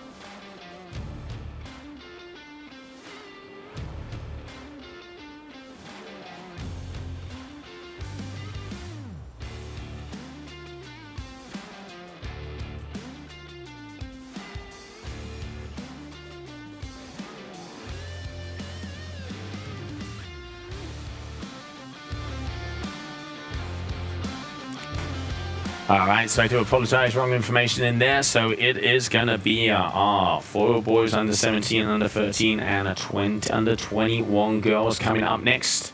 Your first day of competition down here in Aruba. And look at the location. Newly named Sarah Quita Beach, or used to be named as Fisherman's Hut location. And we just saw the drone footage on point as we get ready to go. Okay, here it is. Green flag in the sky. And it looks like it's going to be Kit, if I'm not mistaken. Orange helmet there with the Dijons. Let's see if at the top maybe going to be Bobby, waiting for that information to be coming towards us. And yep, so here we are as we make our way to that first mark. Very hard to see the numbers of these sails. Is it an orange helmet? No, it isn't.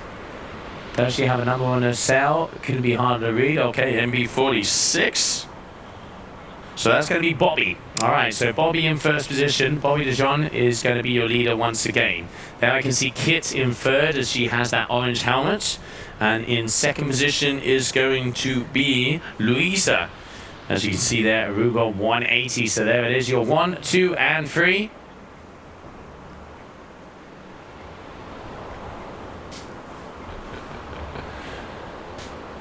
It doesn't get closer than this. This is what we call footage. There we go. Drone is close enough to feel the breeze, these athletes are. So there it is, that's 46. So Bobby was rocking out first position. Second, Louisa. Third is going to be Kit Dijon. Was the distinctive orange helmet. That does help, doesn't it, Sarah? Looked like a really close battle between those two for second place, but Bobby is flying out in front. And look at that drone shot. It really feels like you're in the racing with her. Can't get much closer. No, I mean, it is so, I mean, you just look at the speed, and as you were saying, really long harness lines to be able to push onto that foil as much as possible. And she is flying out there. If I'm not mistaken, she has hit 30 knots in this previous season. Yeah, she said in the warm-up the other day she was hitting 30 knots on her GPS watch. So it's pretty incredible for such a small rider. She's not that heavy yet, and we know from the IQ foiling and from the pro racing that heavy is fast on the foil. But she is making unbelievable speeds with quite a small figure at this stage. But she's grown a lot since I first met her. She's filling out and she's become an incredible athlete. And you can see how much hard work she's putting in the gym, on the water. She's really pushing. She really is hungry to take it onto the podium this year. Absolutely, no, she is definitely a unit, and as you're saying, from such a young age. But it's the technique. I mean, doesn't dip that foil whatsoever. Just going round nicely. Oh, even a smile to the camera. Okay, someone's confident. She's thinking about that one on Instagram later, isn't she? Yes, she is. Okay, if you can give me a high five to the drone at the same time, I would be very impressed. She's having fun out there, and you can see she's she's pushing hard, but she's relaxed. She's enjoying it, and that's what racing's about. It certainly is, and a big shout out to Dutch Drone Gods for getting all of the footage here for us. And it is going to be Bobby going around first with confidence, with speed, and with ease. And now let's see who's going to be second and first. It was Louise, and then Nika. Is that going to be staying like that? And it looks like that's Louisa. That's going to be Louisa. So Louisa in second position.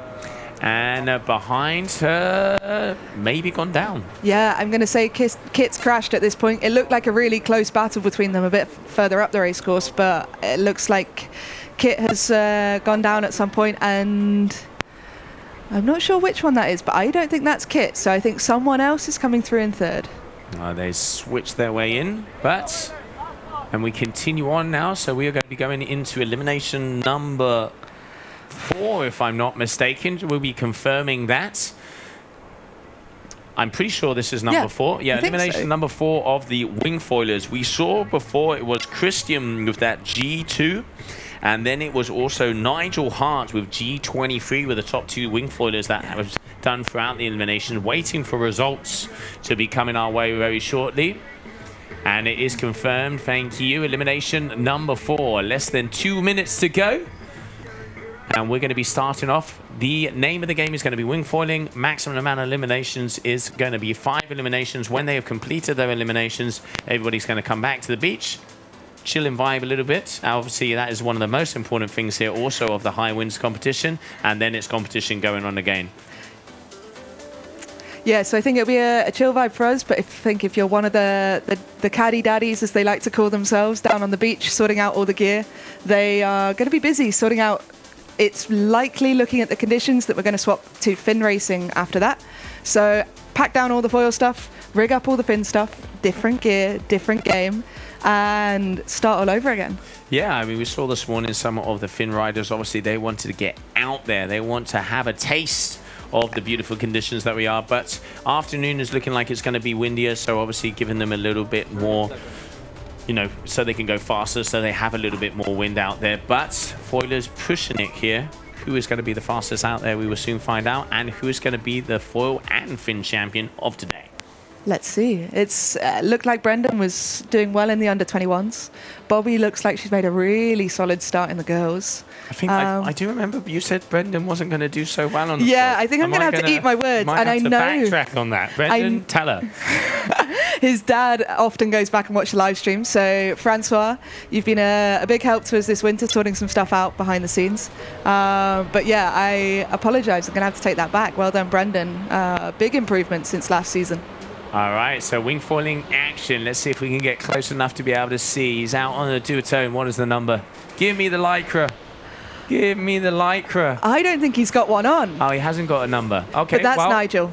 That is Nigel from Bonaire. Okay, so Nigel from Bonaire out in front. That, if I'm not mistaken, was Christian we saw out there on the mode. If we can see his back and try and get his number as well. But I got a feeling it's Christian and Nigel. Whoa. But that first position's gone down. It's the usual suspects again. It's the same 3 every time. I think Christian's this one. 2. You're right. Yep, number on the 2, PPC. Christian. And it was Tom DeVries out on the north. Okay, so PPC in second position. Duotone out there in first as they are flying. Look at the speed of these guys.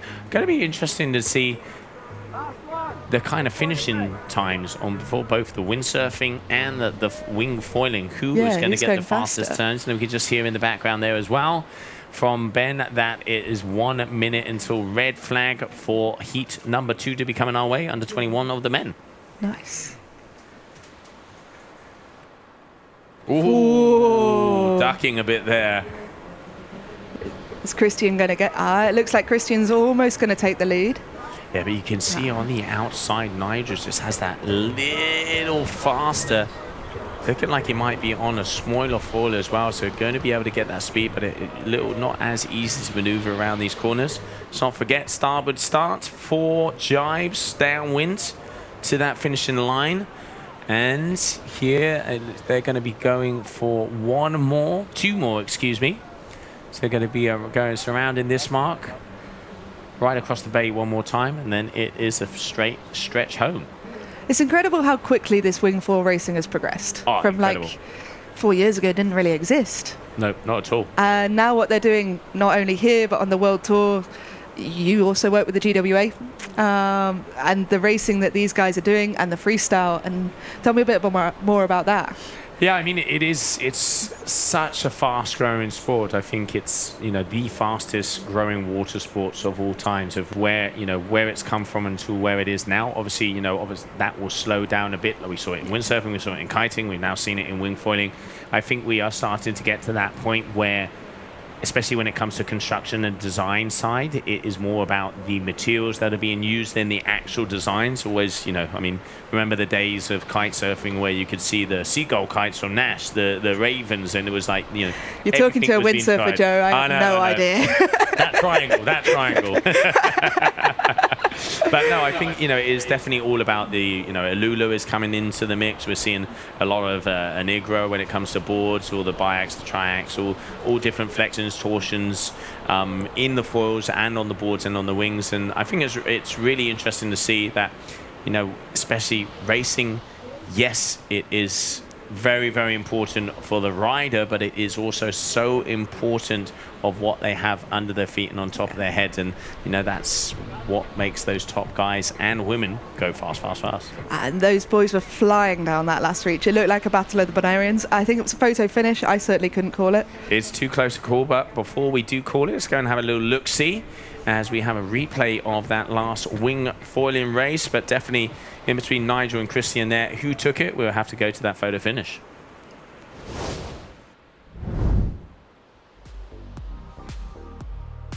Whoa, that was that crash from Tom. Just lost it going into the first mark. And here you can see that beautiful view from the top there. Number 2, Christian on the back on the PPC, and then out the front was Nigel.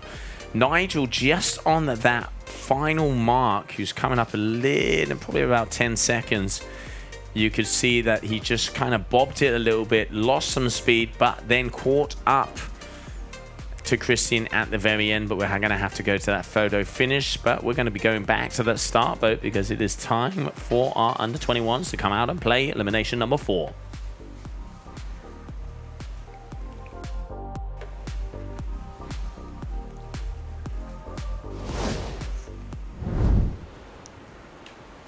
Less than 2 minutes to go. Yellow flag in the sky.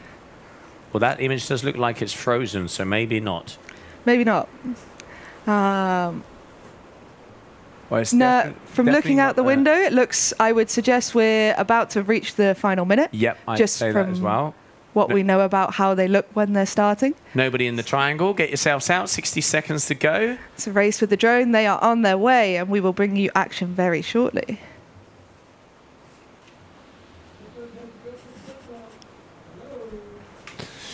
All right, so there we can see that starting boat. I mean, just look at those colors.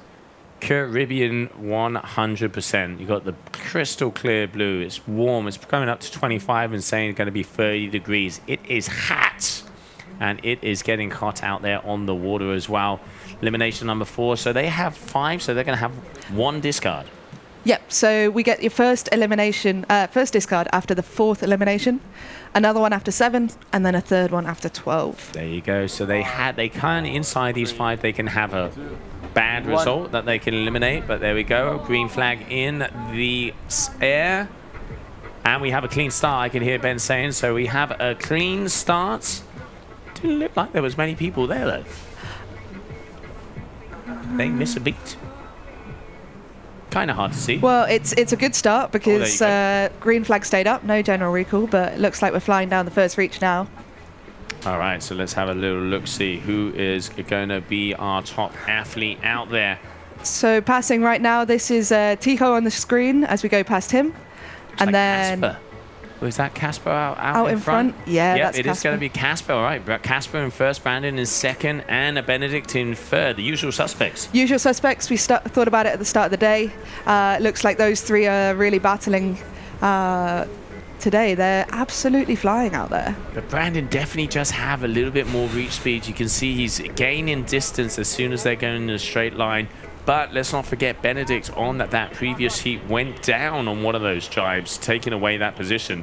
So first we have Brandon, second is going to be Casper, and third is Benedict as they come into that mark number 2. And behind them, you've got the battle of the .7 boys. It's Tama versus Tiho. battling it out for 4th place.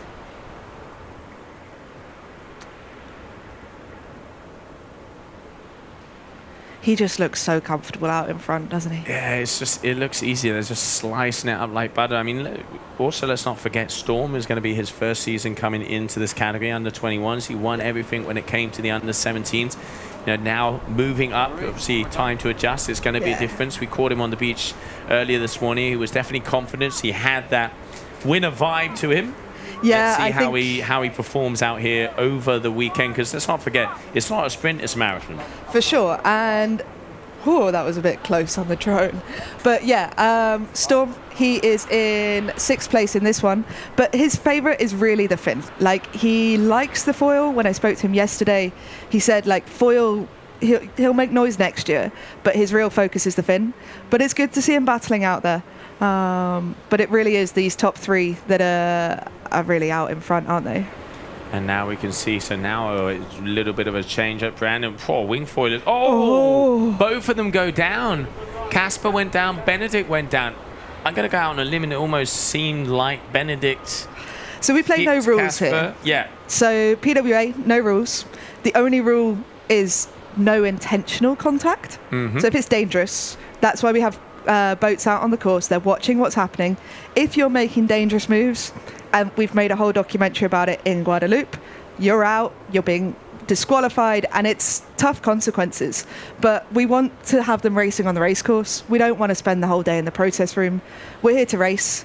And so if you want to know more about that, check out the documentary we did in Guadeloupe. We explained everything. We got the riders' opinions, and everyone, even the guys that have been taken out by these foiling crashes, fin crashes, they all agree that no rules is still better than being in the protest room. No, and I mean, in the end, we want the action to be out on the water and not in the beach afterwards in closed chambers. It's a different kettle of fish, and I think that's really good to see. And here we can see we're going to have a little replay of that crash. It did look like Casper went down. Question is, was Benedict have to avoid him and couldn't? But we do know it was Brandon who's going to be going around in that first position. And here, Casper goes down. Brendan had Benny had nowhere to go. Casper just caught that inside rail as he came round, just kind of stuck it a little bit, and Benny was just left with nowhere to go. Yep, that's it. All right, so we continue on, and coming with you very shortly is going to be heat number 2, elimination number 4.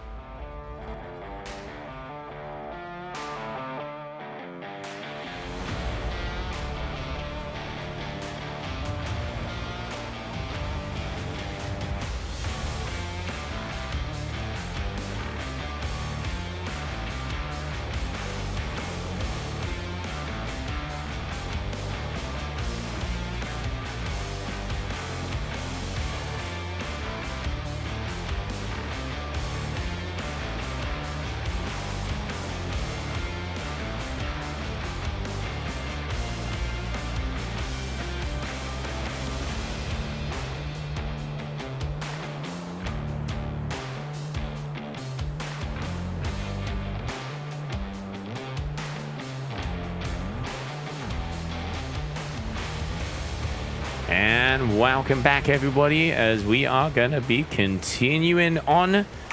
Wind is looking good. We have Tilo in the house. This is the Miami crew. They've just tuned into the live stream, and yeah, what a great job they're doing down there. We said it earlier, it's awesome to see this setup down in Miami, and yeah, welcome Tilo. Yeah, looking forward to seeing it. It's great to see the Miami guys coming all the way.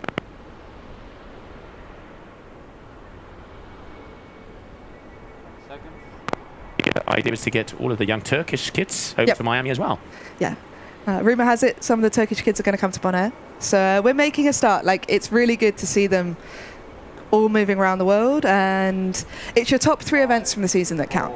So we do 5 events all over the world. Top 3 count. Best results from the season. You don't have to go everywhere. You can if you want, but it's just 3 to count for the season. And that is the start of the under-21 girls. Yes, it is. All right, so let's get in and see how this one is playing out. There we can see it's going to be Louise out there in the middle with the blue and green. Is that an orange helmet? It does look like a little bit of orange, so that is going to be Kit on the right-hand side, and looks like once again Bobby is in first position. This girl does win it all. She flew off the pin. She timed it perfectly, and yeah. But Louisa's flying. She is really going to give Bobby a run for her money on this one. But yeah, that's Bobby Lynn de Jong round in first place. And yeah, all of these girls in the under-21s, they're all the starboard dream team. So the de Jongs, Louisa, they're all riding the starboard X15. I think they're all on the 79 wide version, which is a much smaller version. Works really well for the girls and the younger riders. And I was talking to the de Jong's father the other day, Yolmar, and he was saying that this smaller board is making such a difference for the girls. It's so much easier to control. And yeah, as you can see, Kit is absolutely flying. She's only 13 years old and absolutely flying on the foil. 13 years old. Okay, I'm definitely getting old out here. It is incredible to see how young they are and how fast they are going. And I mean, just look at that. But I mean, Bobby at the moment making a statement because she has started perfectly every single race. And I mean, look at the distance. There must be 20 to 30 meters in between that first and second position. Yeah, easily. But what a jibe that was from Kit. She came on the inside of Louisa. Louisa left the door open, and she might be only 13, but these kids know how to race. Oh, she was slamming that door like her mum was going to ground her. She is a fiery little one, so I'm sure many bedroom doors have been slammed in that household. But Louisa's flying on the straights. She's rolled her back. She's back up into second place. That battle is really good. Yeah, you can see her protecting that inside edges again. She does not want Kit to get round her one more time. And Kit still looking like a little bit of a better jibe, but it was a much better jibe from Louisa, though. And look at that, Louisa already full speed as soon as she's gone out. But Bobby out in front. El Capitan numero uno. So far, this is going to be her fourth elimination and waiting for official results to come in. But still got one more mark to make. Yeah. But yeah, but this battle in second place is really good. It's awesome to see these girls fighting it out there and having the opportunity to race each other. Pushing the girls against each other is really awesome. And let's see who gets this last jibe. Right, Louisa on the outside. Oh, Kits. Oh, they both touched down. Oh, Kit completely going sideways and having to be able to continue back up on that foil. Louise just managing to keep it together. But Bobby, you can see that wind. Look at the white horses starting to fly. It looks so windy. Yeah, they're saying already calling in 26 to 28 knots out there right now. And the forecast is it's going to be around 30 to 30 plus knots in the afternoon. All right, and there it is. Bobby Lynn de Jong, your elimination and heat winner. As we continue on, there's heat number 3. So now going to go to elimination number 5. 3 more heats, and that is going to be it. Just looking out the window, I think that might be it for the foiling for this morning. Nothing official, but just looking down to our left, it looks like the foilers are heading in. Looking at that last reach, it looked windy. When it's windy, we love to go on the fin. Well, maybe they switched it out earlier. They did say they were going to do 5. Hopefully maximum of 5. Let's have a look at the replay first. And then hopefully that information will be official and come to us, and we'll be able to see if we're doing 4 or 5.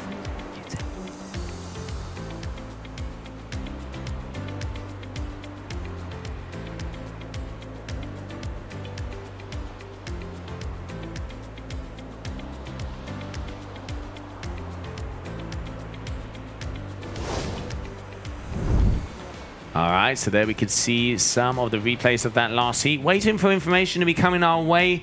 The morning skippers was we were going to do 5 eliminations, but as Sarah said, we do see our foilers coming in. We're going to be taking a short break while we are watching this beautiful location, your 2025 Aruba HiWinds, blue skies, white sand, and crystal blue waters. This is what it's all about.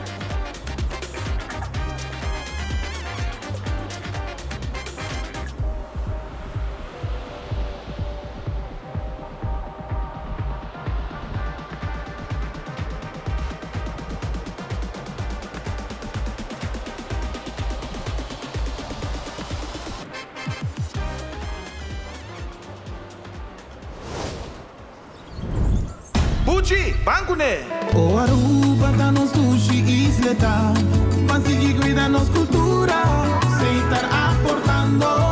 Nos Aruba do Chitera, van uning e van ayudar. Sigue que tradição, pe siguiente generación. Turma na laira, sem estar sempre criando. Deporte e enseñanza, sem estar aportando. Cultura de futuro, sem estar conservando. Isla con tecnología, sem estar sempre innovando.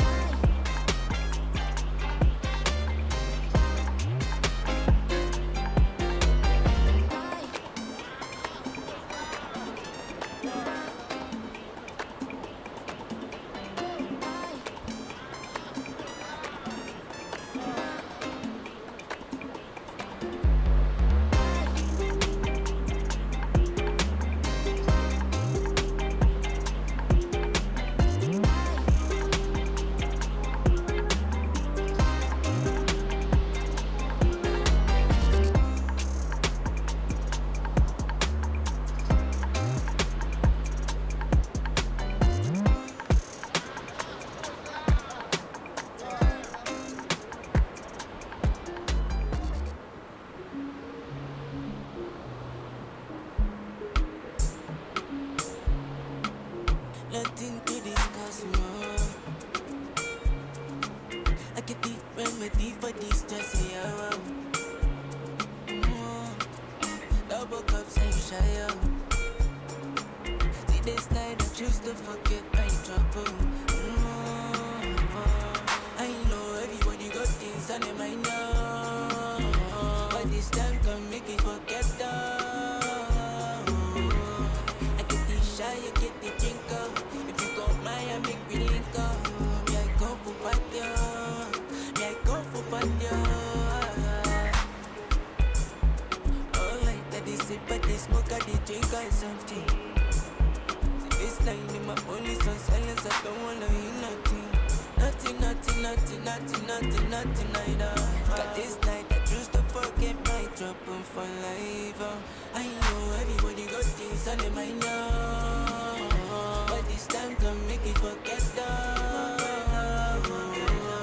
I get the shy, I get the drink up. If you got mine, I make me link up.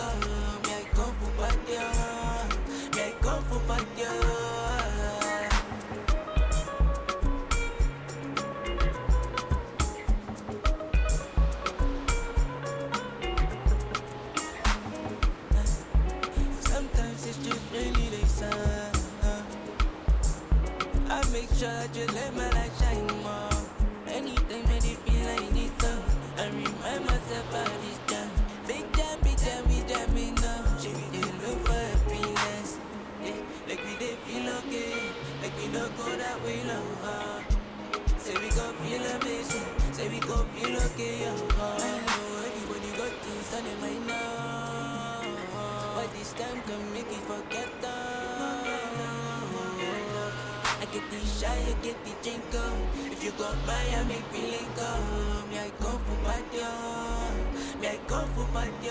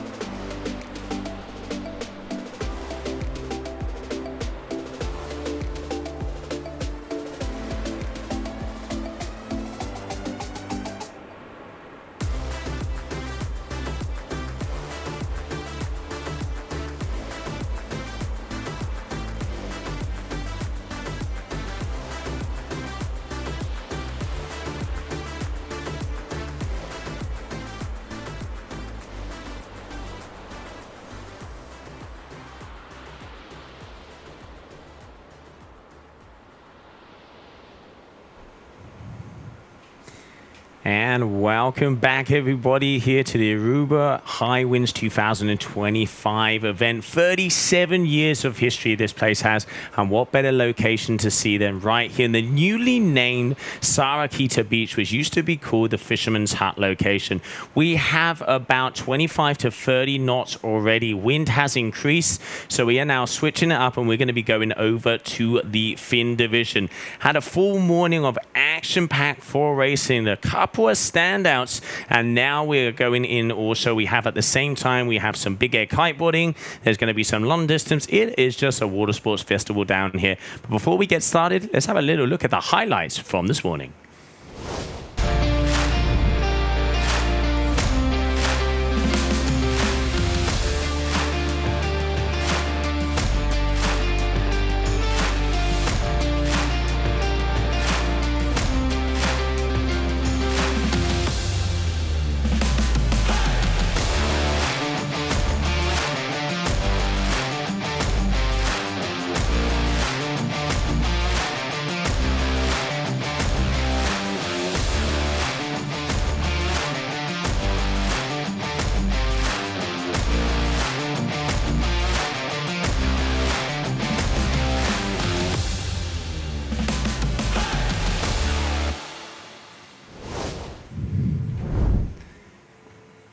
And as you can see, that was an action-packed morning. 20 knots was average. We saw all of the athletes going out, and also a couple of standouts. We saw Brandon Laho taking pretty much all of the eliminations. And then the young wonder kid, Bobby Lynn. She is known. She comes from Aruba. She has a whole family of water sports enthusiasts, and she is here for the win. We caught up with her a little earlier this morning. Standing here with Bobby Lynn de Jong. Good morning. This is home turf for you. Yeah, it is. Almost. I've been going here for 4 years in a row now. Yeah. So I've been told you pretty much win everything that you go to. Is this going to be an exception? I hope not. I'm going to do my best and try and win everything, yeah. So tell me a little bit about this place. This has a lot of history. There are so many big names, you included, that come down here every year. It must have a special feeling. It does, especially with Sarah Quita. It's her home. I love her. She's amazing. Yeah. Well, we wish you the best of luck. Get yourself out there, and we will see you very soon. Thank you so much. And welcome back. So there we have it. Bobby Lynn, as you can see the vibe, she wants it. She knows she has the goods, and already the main person to be beating when it comes to that discipline. Just having information from the competition, we are going to be going on with that fin division. I can see the boats just above our screen here are getting ready to go. We are about 4 minutes until that red flag will hit the sky. Let's not forget, we have a 4-minute transition. So red flag goes up at 4 minutes. At 3 minutes, there will be no flag. At minute number 2, you will have a yellow flag hit the sky. Minute number 1, there's going to be no flags. And also athletes cannot be inside of that pin area and then inside that triangle. And then when that green flag hits the sky, they are going to go flying, all bows whistling. Let's not forget, we have a starboard tack start with 4 marks going downwind. This is what we're going to be seeing out here on our screen. So I hope you guys and girls back at home enjoy the action, as we are going to be going live with elimination number 1 in just under 4 minutes. Pay.away, more than just payments. Pay.away, recharge your phone. Pay.away, hey, shop online anytime you want. Easy, fuel your car anytime you want. Pay.away, pay your bills with Pay.away. Skip lines at the hottest events, yeah. Buy your tickets online with Pay.away. Pay.away, say Pay.away. Pay.away. Download Pay.away to experience it for yourself.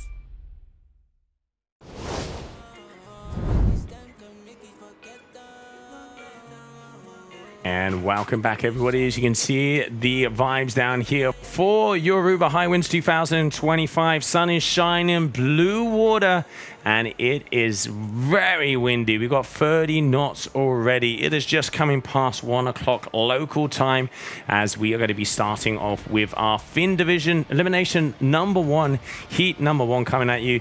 I'm Josie Ashley. I'm going to be joining you for the afternoon. They're calling the shots out there on the water. And let's not forget the HiWinds event is not just about the competition on the water. It's also about the vibe that we have down here on the beach. We have the food trucks. We have, when it comes to the evening session, that sunset cold ones, and then the music. We got live bands. We got DJs. It is a water sports festival as we enjoy yet again another year, the 37th edition of this event.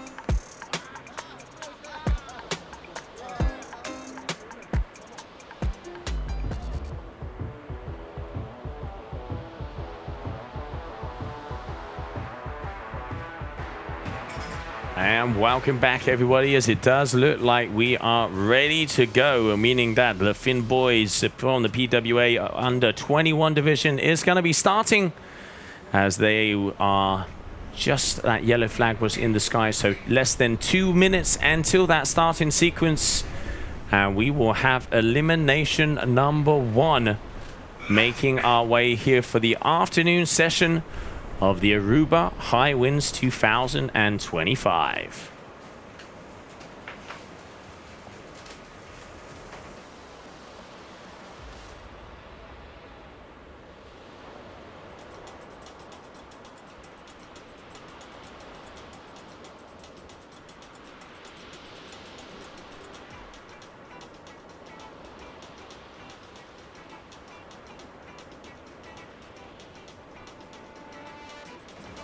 And here we can see our start boat just cruising and perusing, getting ready for the green flag sequence as we're waiting for, I'm going to say, yep, okay, looking out the top of my booth here, I can see some of the athletes making their way towards the line as that green flag is just about to hit the sky.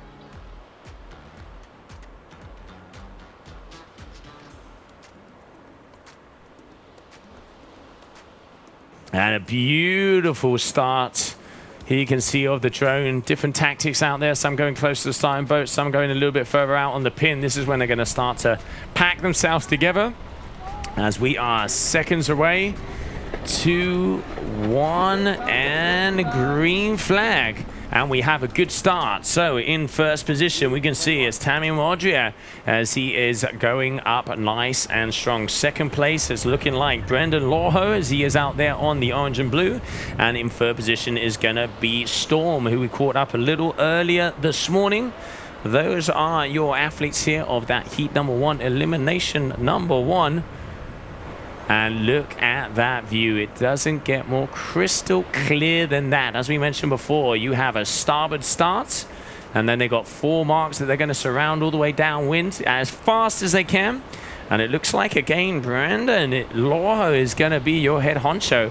And he was the top athlete when it came to the foil as well, having a hell of a first day.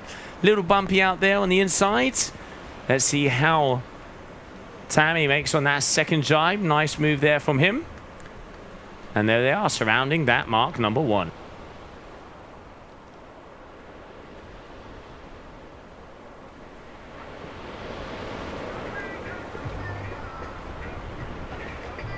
All right, so Brendan first, Atama seconds. And it's looking like Storm is going to be there in third. As you can see, the drones coming nice and close already. Brendan taking a big advantage. You can see France 113. And Tama here, your local Arubian number 20, going around the line and going to continue on. This is going to be your first race, your Finn Slalom boys under 21 for the PWA, your Professional Windsurfing Association, as we get going for the season opener of the youth divisions down here in Aruba. Going to be from the 28th of May, as we had registration out there yesterday, until the 2nd of June. And let's not forget, we have 5 stops this season. From Aruba here, we go to Bonaire, then Denmark, Alicante over in Turkey, and all the way to the United States of America down there in Miami. Also, we have one of the youngsters coming from Miami joining us here in Aruba. We'll be talking about him soon.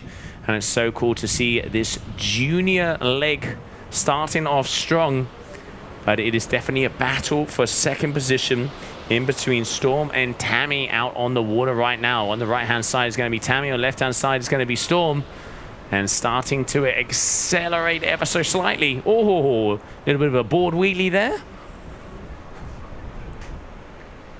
And there are some very dark clouds in the background. We only want sun in the Caribbean. If I want clouds, I'll go to Europe, so please can you disappear?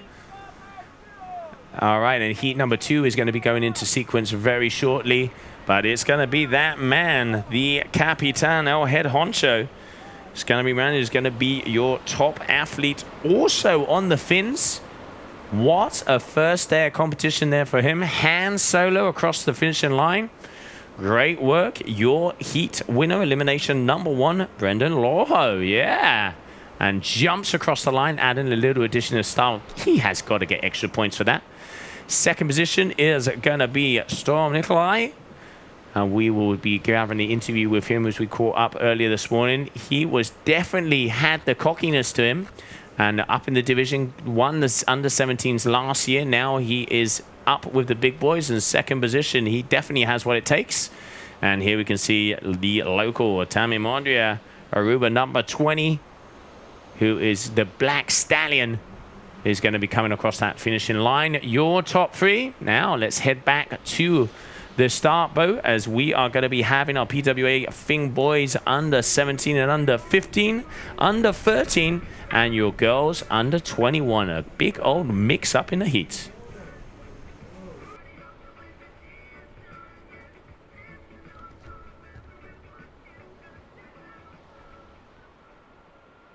All right, well, while we're waiting for the next heat to go, let's catch a little replay of the action out there on the water.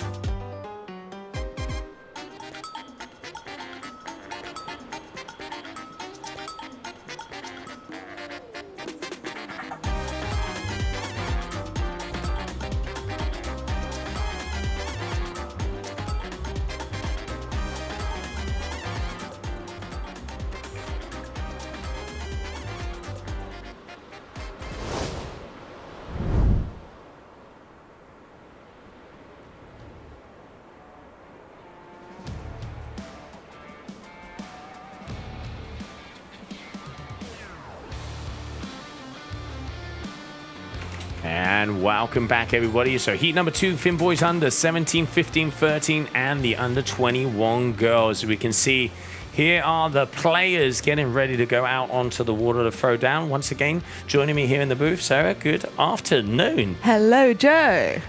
I just spoke to the beach with little Mateo. He is so cute. He's 10 years old. He is so excited to be going out. He's on a 3.6. And just so stoked. He's 10 years old. It's incredible. I'm not going to say how many years older I am than him, but it is insane to see how these little youngsters that are about kneecap high, and they just go out and are thrown down. I am going to mention, as you can see, the clouds in the sky. Looks like a little bit of weather is coming our way. Yeah, it's getting a bit grey, but it also looks like it's getting pretty windy. Oh, so yeah. HiWinds. HiWinds. This is HiWinds. That's what they say. All right, so yellow flag is in the boats, waiting for that green one to fly up high. And there we can see Ben just getting ready to be on that line. We are for PWA full boys under 17, under 13, under 15, and your 21 under for the girls. So 4 different categories here in this heat number 2. 3 heats in each one of these eliminations. Idea is to do 5. We will find out as it goes on. We've just had some big air action also on the water when it comes from the HiWinds Festival. Let's not forget it is a water sports festival. There's a lot going on apart from the PWA here on your screen. And that is a beautiful sight as we are getting ready for them to go past this starting line. Here we go.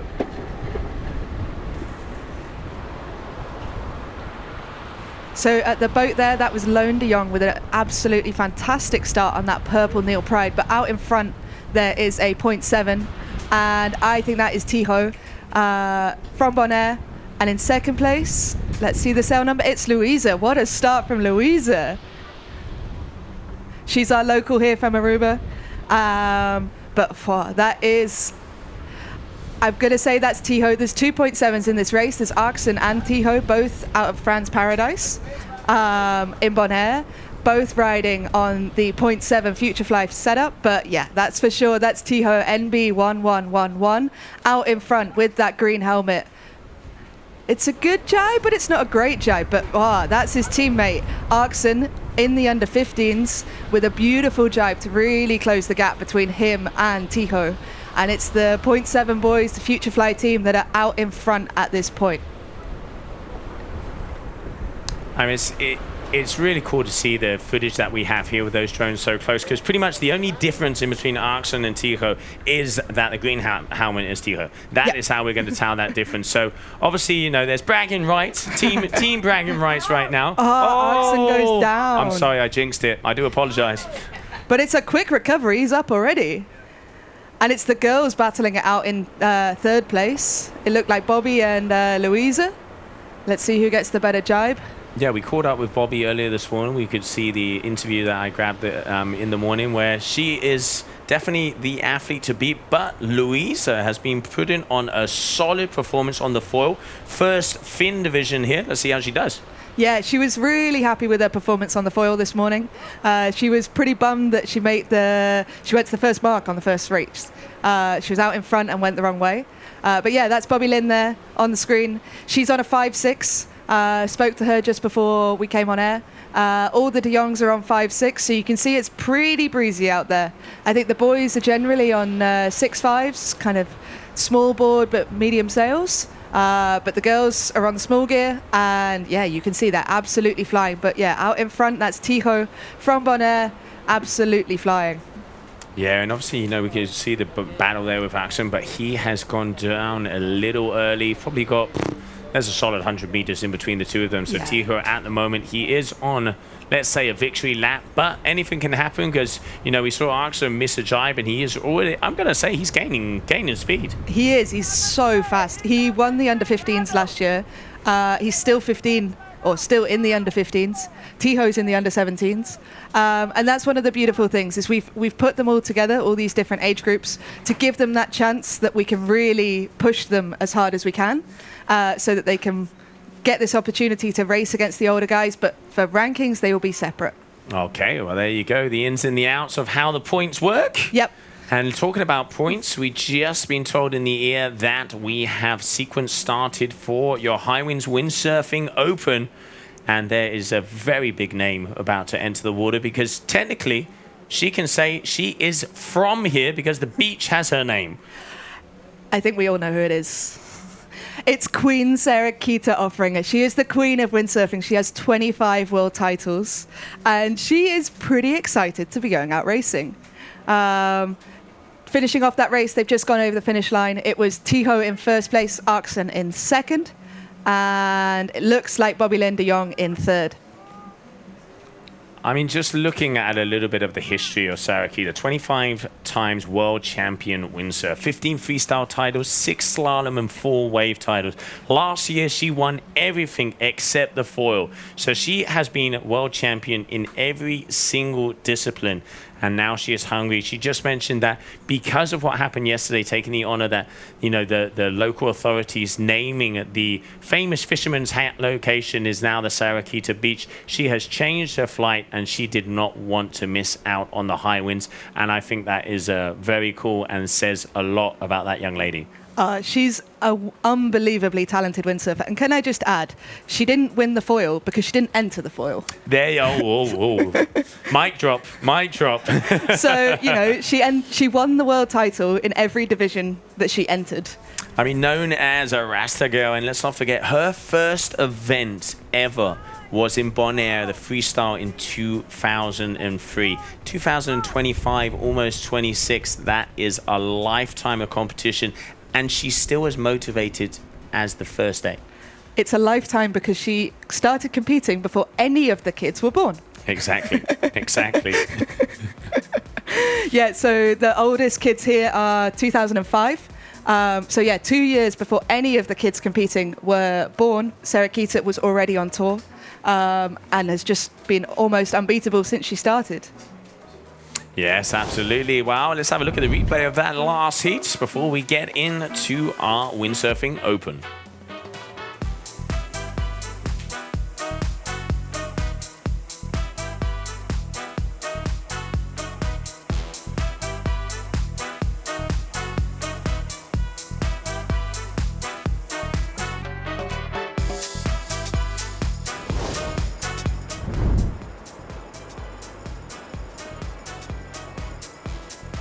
All right, so here you can see your heat number 3, your Finn adults here for the HiWinds Windsurfing Open. as these are the athletes that are going to be going out on the water. And as we mentioned, they are at the very bottom, leaving the best for last. As you can see, Sarah Quita, as she is going out on the water. There's also names to look out for. We will watch out for Nick and then also Raymond. So anything can happen. We have seen that with Brendan. As this morning we were thinking that he wouldn't do so well on the floor and then does. Anything can change. It's all about pulling it out on the water as action is about to start. As I can see that starting boat going into sequence.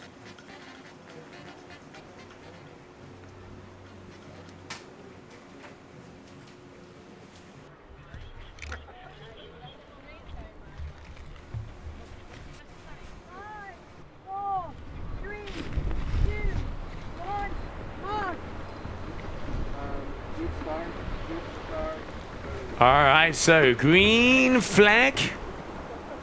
I'm going to say that... Here we go. Not everybody was on time. Because there was a big difference between the start line and that. And at the moment, I can see only 2 athletes out there. So maybe a little bit too much island style happening here in this heat number 1. I think that looks like Tom De Vries there. He's on Tama's old gear, which is Aruba 20. But I think that is Tom De Vries. I'm going to take your word for it. I am definitely going to take your word for it. Someone is out in front. Okay, so who is it going to be out in front as we can see that drone closing in? I think that is Nick. Nick, keep an eye out for Nick. Okay. Yeah, that's Nick. He's a potential HiWinds winner from the past. He's certainly a very, very good racer. I raced with him a few times on junior stuff. I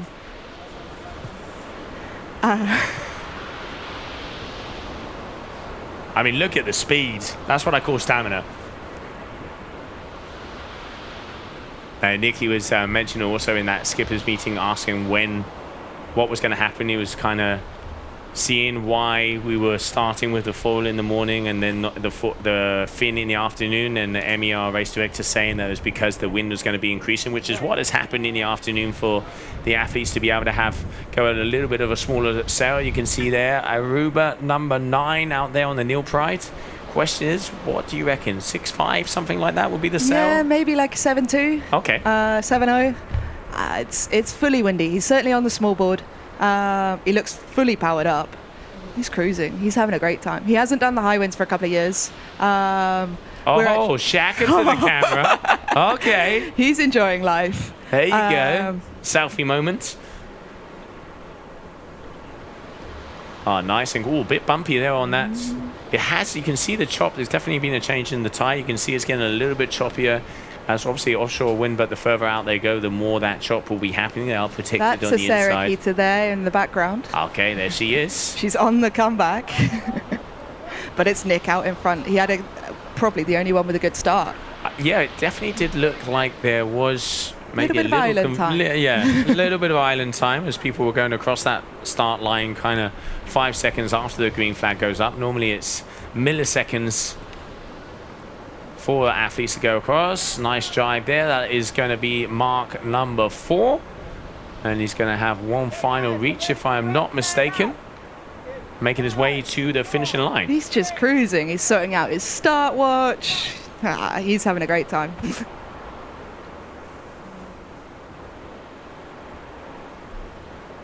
All right, so this is going to be the final heat of elimination number 1. And then we move back in to your PWA Finn Boys Under 21, where we will see who is going to be getting those top marks. Waiting for official results to hit our way.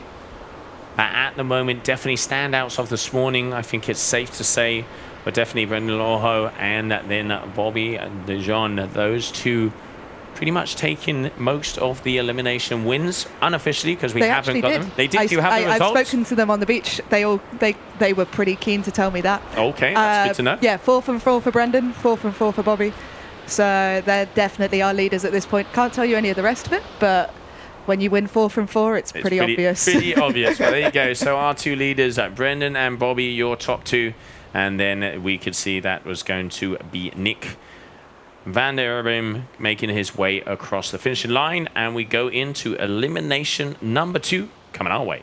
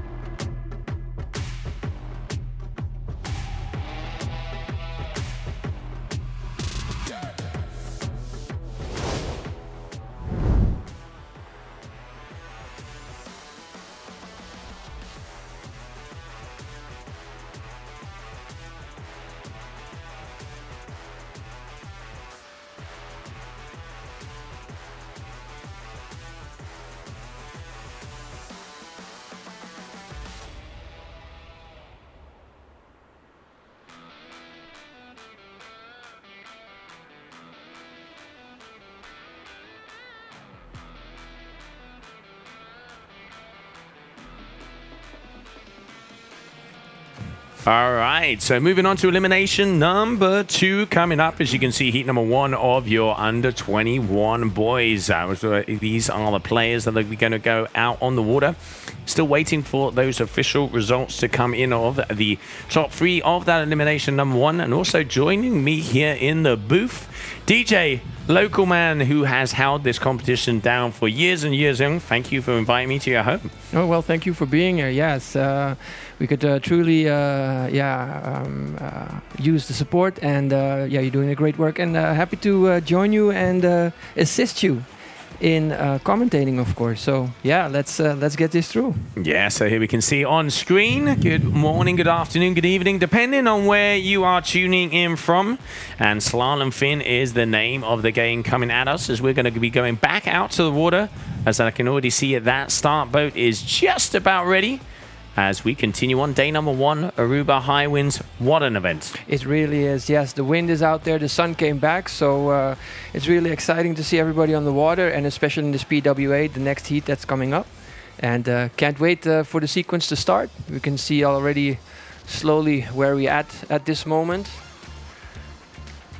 All right, so let's not forget we've got a 4 minutes sequence now. That is the sign when those athletes are starting to make their way through, when the riders are coming towards that starting line. Starting to fly up there, we can see those 0.7s, the 2 black sails, meaning that we have the boys getting ready. That's going to be Tammy out there. Who's going to have the first start? We will find out. Brendan on the inside. Oh, I think I heard General Recall. Let me see if we can get a... I think I heard... Yep, they are not pushing at all. So, General Recall, meaning that someone was a little bit too eager. And it looks like the first one right there. Let's see who that is, if we can get a number.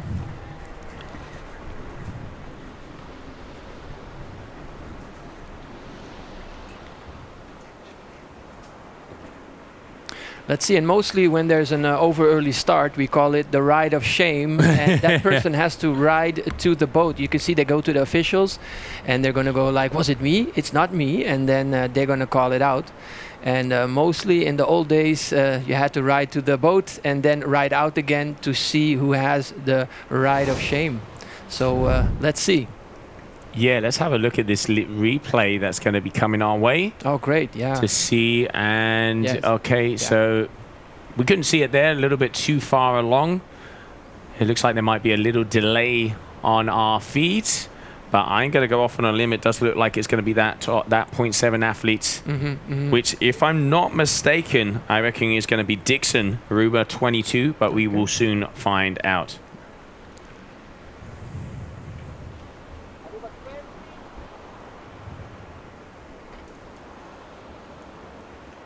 All right, so here we can see the full replay again. So Tammy there in the middle. Also, we have Brendan, who is the blue and orange, so to speak. And then it's the 2.7 sails on the right-hand side. Yeah, I'm going to go out on a limb, as we said before, and say it's definitely going to be the first 0.7. Don't know if it's going to be the top 2, because even if they...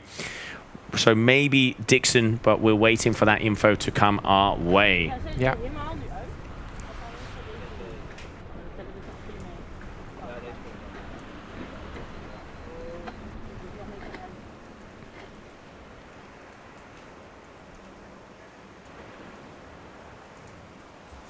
All right, there we can see Brandon as he has had one hell of a morning. France won 1-3. That's Tammy. No, that's Tammy in with the back. T on there, yes.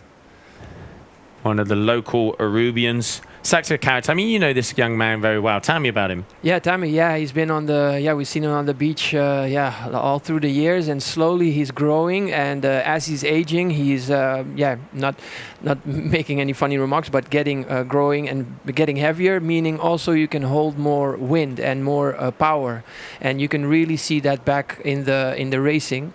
And last year, I'm very eager for him to perform because last year he became in second and third and really fighting for that first spot. And we really are rooting for him. So yeah, Tam is one of the locals, real sweet guy.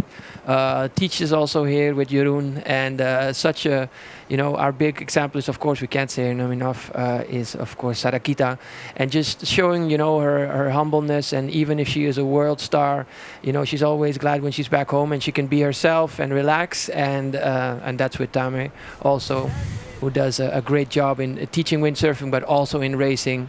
And yeah, we're really rooting for him. So yeah, I'm eager for him to see if he can catch that first spot. But it's very hard because it's always, yeah, I can say Brandon is always in there in the first spot. But that's good. That brings you to the next level with, yeah, better competitors. Why not? So eager for the next start when it's going to happen. Absolutely, and let's not forget, after Aruba, we're going to be going over there to Bonaire. And then, if I'm not mistaken, we have Denmark, Turkey, and Miami is going to be the season finale. And waiting for that information to come in of who was PMS, as that should be coming our way soon. Having a little look here on the old group. But we will have to wait for that result to come in. So I am going to go, as I said before, I reckon it's probably going to be Dixon, as he was the other 0.7 athlete with the black sail, as Tammy was there, and he was chilled. So I'm pretty sure he hasn't been told he's over early. He didn't look that upset. No, so. he didn't. I didn't. Exactly. Well, yeah, because you know the countdown, as it works, as you know, of course, you have your watch, a big watch on the side, counting down. So it's 4 minutes, and as soon you're really watching that flag, and as soon as the flag goes up, the red flag, you touch your timer, and it's counting down. And then the start is everything. It doesn't look like much. They're slowly creeping up, but the person that has the hottest start, coming in the fastest, has the most advantage. Yes. But drawing it that close also is a risk of going over early, and it's very tight. Even the professionals, you see it also with running, sprinting, everything. It's every second counts. Yeah, every second counts, and it's all about getting that little extra edge. And just being told, it looks like we have a rain shower coming our way, so we might have to land one of the drones. So bear with us, as we are just under 2 minutes to go. This is going to be your PWA Finn Boys under 21 division. As you can see, the starting sequence will continue on the boat, but hopefully we won't have to land those drones, because if we do, it's going to be hard to call. But we will try and get the best images we can for you guys and girls back at home. Once again, a big shout out and thank you to all of our partners and sponsors, local authorities, everybody that has made this event possible. And here you can see the drone coming back towards us. So it means drones are coming in, even though we will continue on with the competition so far. And again, drop us a comment there on the stream if you guys want to know anything about equipment, if you want to know anything about the tour, about the athletes, about the location, where to have the coldest brew, where to have the best coffee, you name it. We will get that info to you, so your Arubian experience next time you come here will be top notch. But meanwhile, we are waiting for sequences here for your Aruba HiWinds 2025.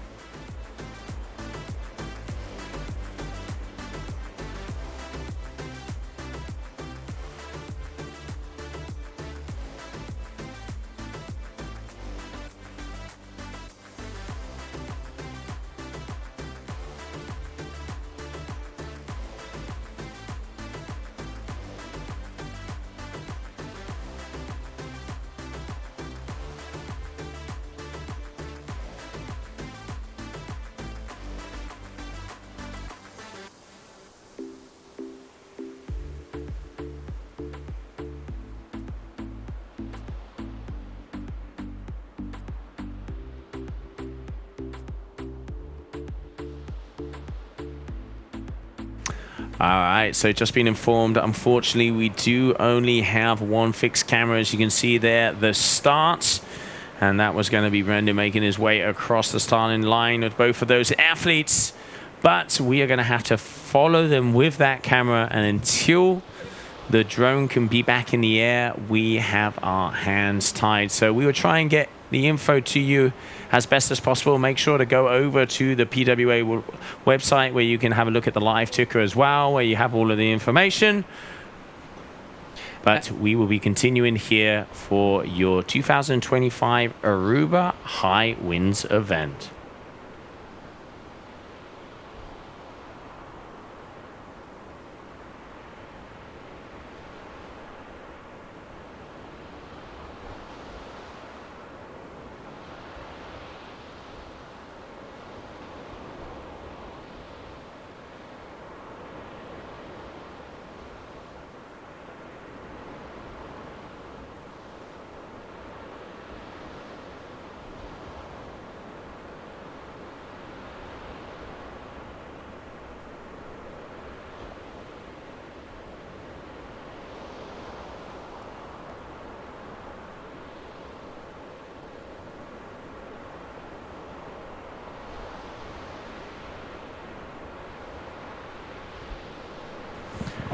All right, so yeah, it is official. Unfortunately, we are waiting for the drones to be back in the water. What we can say, looking at it out there, Brendan Lawho is going to be in first position. Storm Nikolai is going to be in second.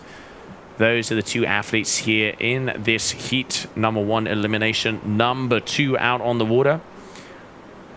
Looks like it's just a little bit of tropical thunder. It's we're used to this, so it does bring some more wind. So I see the guys are racing it out, but also after the rain stops, the wind dies.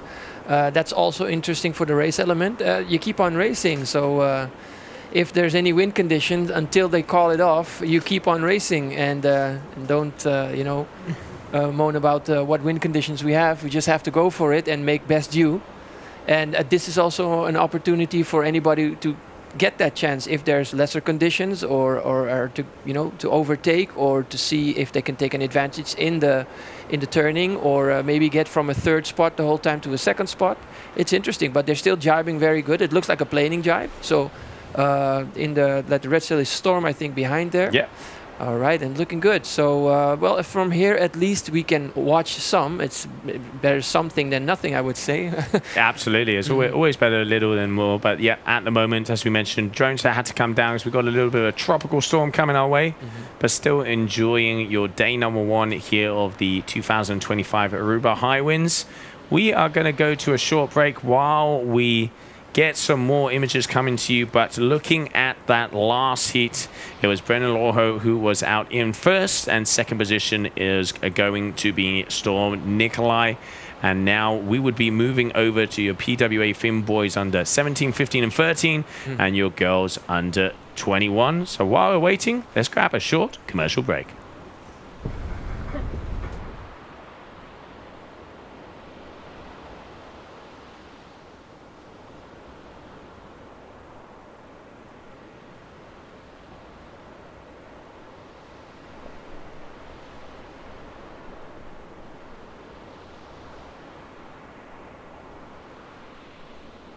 Pay that away. Pay that away. More than just payments. Pay that away. Recharge your phone. Pay that away. Hey, shop online anytime you want. Easy. Fuel your car anytime you want. Pay that away. Pay your bills with Pay that away. Skip lines at the hottest events. Yeah. Buy your tickets online with Pay that away. Pay that away. Say pay that away. Pay that away. Download Pay that away to experience it for yourself.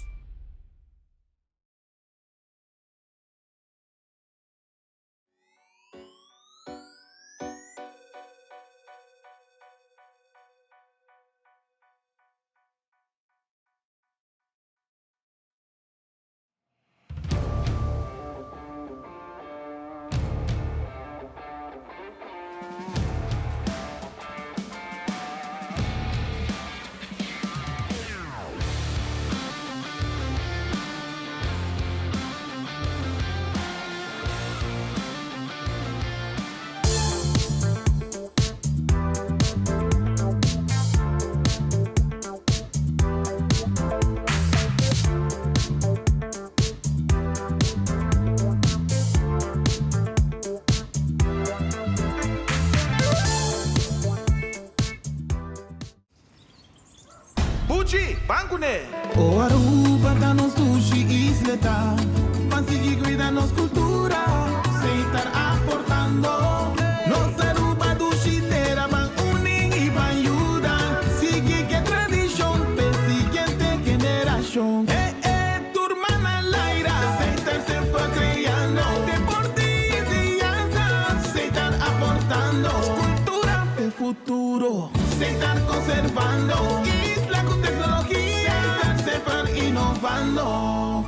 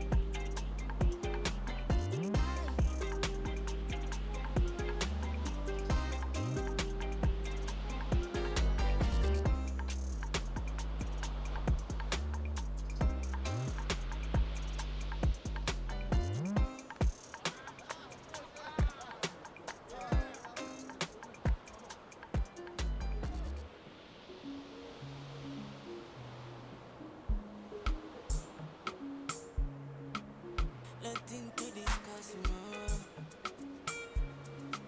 I get the remedy for this stress, yeah. Double cups and shy. See this night I choose to forget my trouble. I know everybody got things on their mind now, but this time can make it forget though. I get the shy, I get the drink up. If you got mine, I make me link up. Me I go for party, me I go for party. All night I dey sip, I dey smoke, I dey drink or something. This night in my phone is on silence, I don't wanna hear nothing. Nothing, either. But this night I choose to forget my trouble for life. I know everybody got things on their mind now, but this time can make it forget though. I get the shy, I get the drink up. If you got mine, I make me link up. Me I come for party, me I come for party.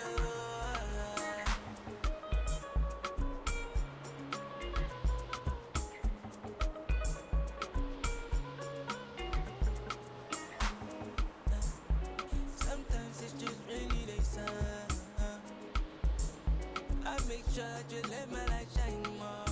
Anything made it feel like this song. I remind myself about this time. Big jam, we jamming now. Should we dey look for happiness? Yeah, make we dey feel okay. Make we not go that way long. Say we gon' feel amazing. Say we gon' feel okay. I know everybody got things on their mind now, but this time can make it forget that. I get the shy, I get the drink up. If you got mine, I make me link up. Me I come for party, me I come for party.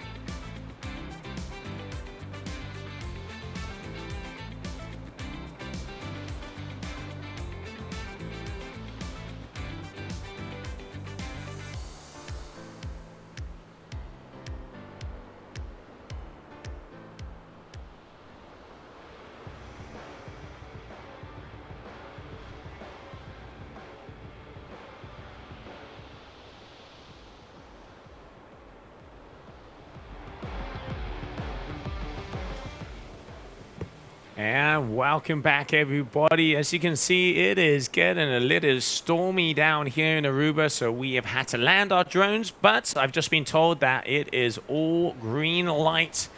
We are going to go Star Wars with them back in the sky, meaning we're going to be able to follow the action that is happening out there on the water. We're going to make our way off to the start boats because it looks like we're going to have our red flag is going to be coming up in about 30 seconds.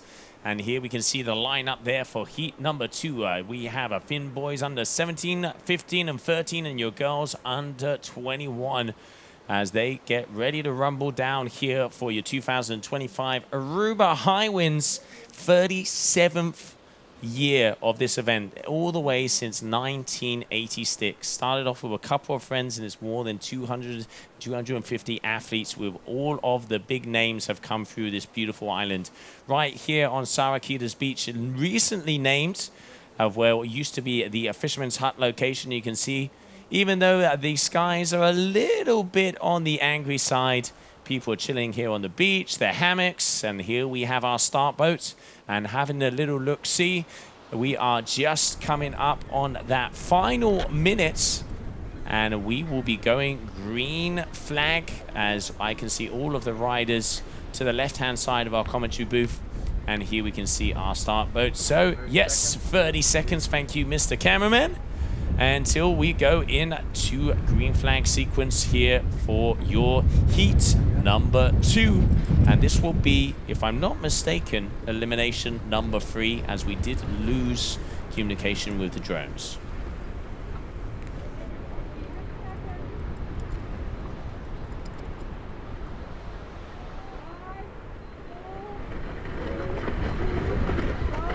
All right, and they are flying. Okay, here we go.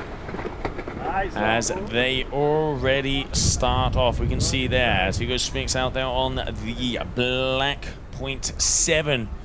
If I'm not mistaken, it's going to be the first one, or the future flag. Then here we can see some of our female athletes as well, as it's going to be Kitcha John, Bobby Lynn. But at the moment, the battle in between the 2.7 athletes is going to be Arshon and Chicho Smith's green helmet is going to be Chicho, and then it is going to be the other black.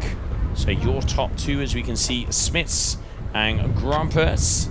And then on the 3rd, 4th, and 5th position, that is definitely looking like it's going to be the Dijon sisters, as they have exactly the same. And there we can see also Louisa, as we get going here with yet heat number 2 of the next elimination here of your Finn boys under 17, 15, and 13, your girls under 21, the PWA event down here in Aruba, the season opener, DJ. Yes, it is. Yeah, and the wind is back. The clouds have gone, or at least the rain. So, and they're flying. Once the rain has fallen, the wind goes down, but then it picks up right away, and you see that beautiful jibe right there around the buoy.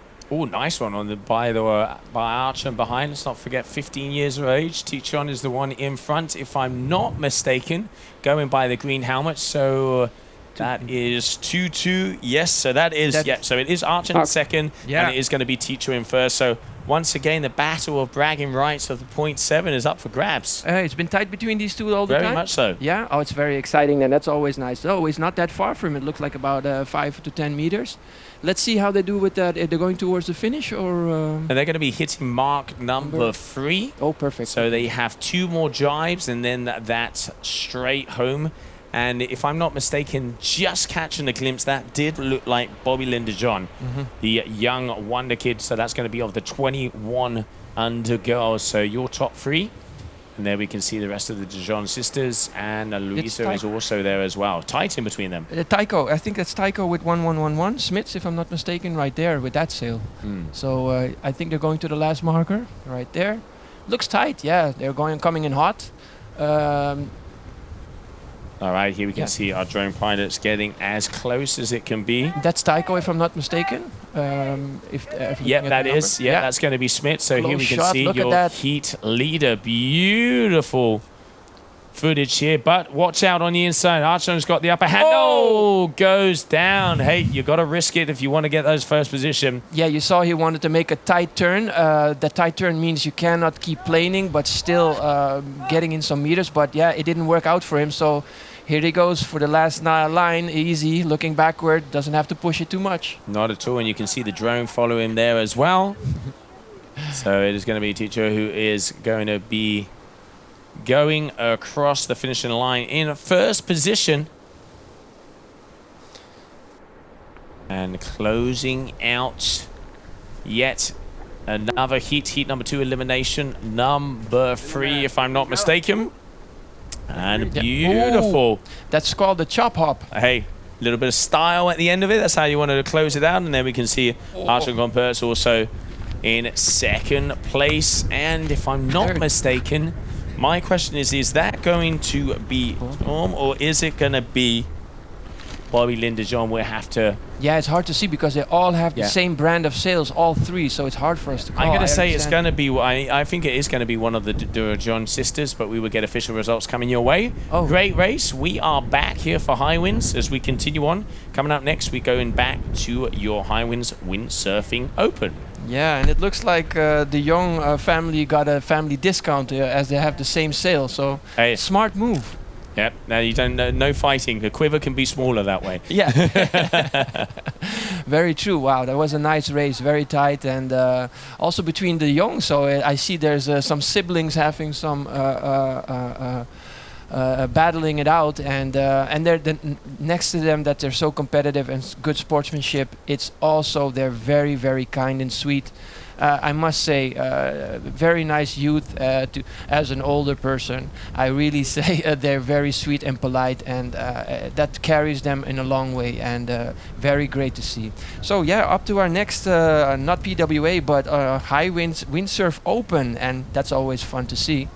Joe, of course we have Sarah Quita. Let me tell you about also somebody to look out. We saw it in the first race, surprisingly, Nick van de Ehrenbeemt. And he always is blasting. He is. Yeah. No, they were definitely flying through that on the Windsurfing Open. But before we get in and presentating that here, we're going to catch the replay of that last one before.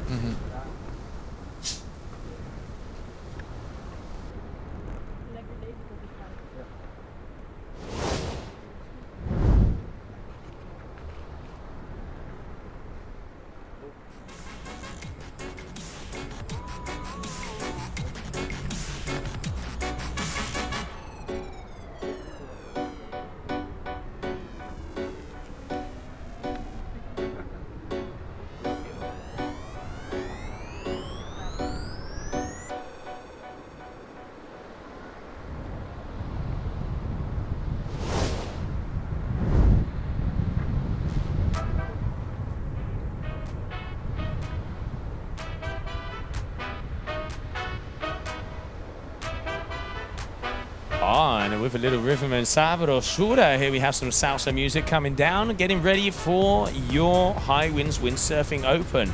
DJ, run me through it. All right, let's see. I see some names here. Miles Borash. Well, he is 60 and up, so Miles been coming every year. Truly always competing, and yeah, it doesn't matter what age you are, you can have fun in the water. So I know that one. Arnold Brouwer, also old school windsurfer. We call them old school windsurfers. Darwin also representing Venezuela. Also, you know, it's a mixture, and that's what is nice with this open class. It's all love, so it's not PWA. It's just people having good old fun, and still, you know, having fun, and also just in that group. Having fun too is Sarah Quita, you know, it's all good, and it's not even who's first, even if Sarah Quita, you know, like it's all, you know, having a good time. I think they're starting right there. Yeah, and there they go. No over early, I think. So. No, it looks like we've got a clean start. I can hear there from the radio Ben. So, all right, starting off, and they are flying out there. So Nick is out there in front once again, as we can see him on the pink Nil Pride. Here we can see that is going to be. It looks like Sarah Quita. Is that Sarah Quita in third? Yeah, so I can see that quite. And then out there on the 0.7. This is so interesting. Nick, yeah. Nick. Sorry.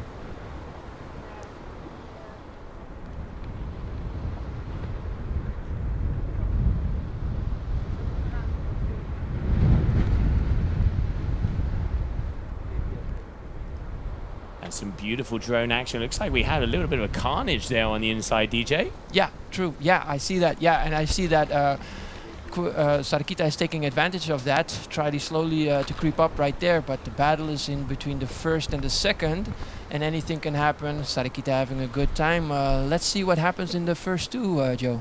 Yeah, not quite sure who is out there on the 0.7. We're going to try and get a little bit closer to that black sail.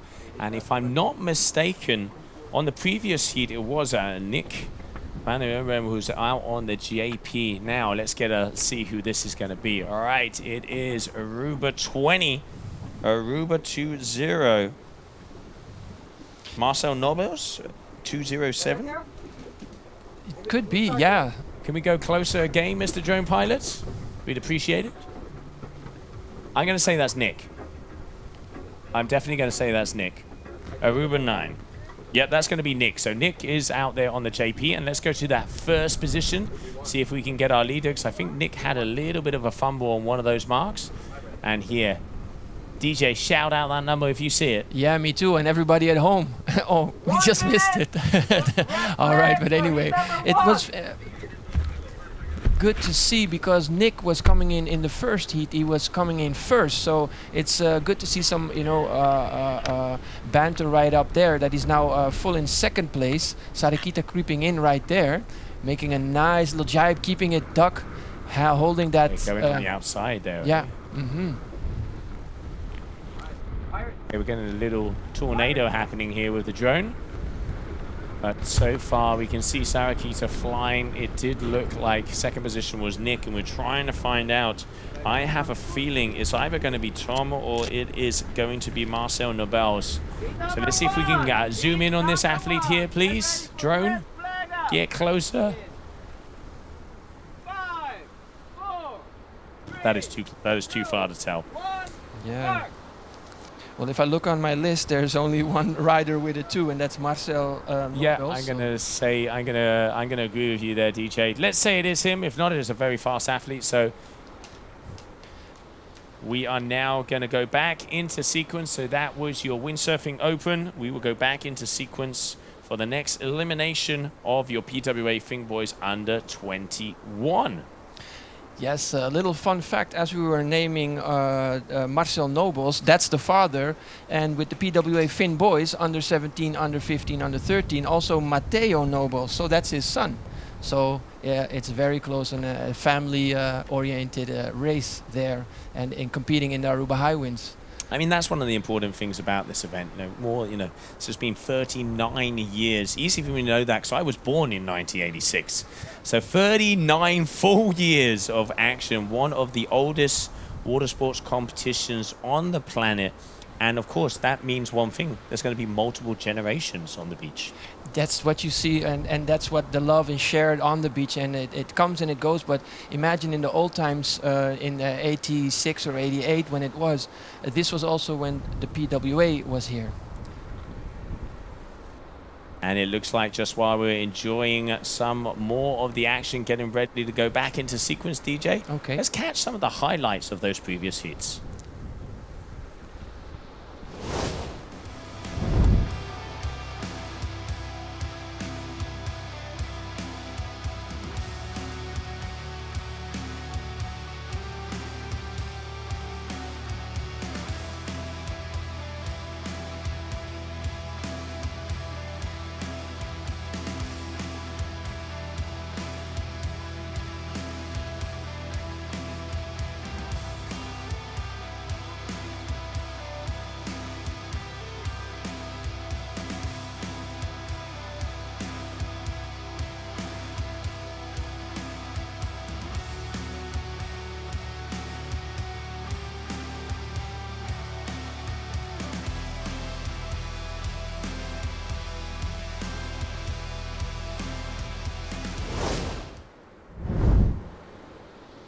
All right, and welcome back, everybody. Blue skies. DJ, we got blue skies. Oh, we like that. It's going to be like maybe on and off again the whole time, but blue skies, gray skies. Anyways, we're going to go at it.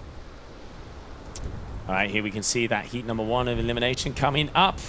And here are the athletes that are going to be going up on the water. A couple of highlights. Let's not forget Storm Nikolai, who was the under-17 champion last year, moving up to the next category, battling it out with the big boys here in the under-21s.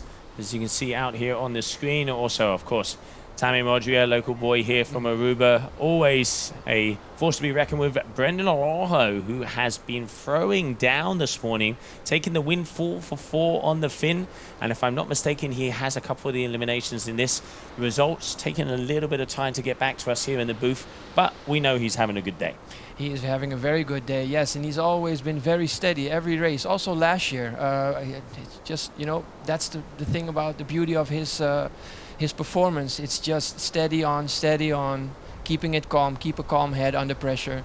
So I'm also very curious how he's going to do when he isn't a boy anymore and he's going to join the men, how he's going to battle it out there. And but for now, he's just keeping it locked in and giving us the run for the money. I think here we are going for a flying start.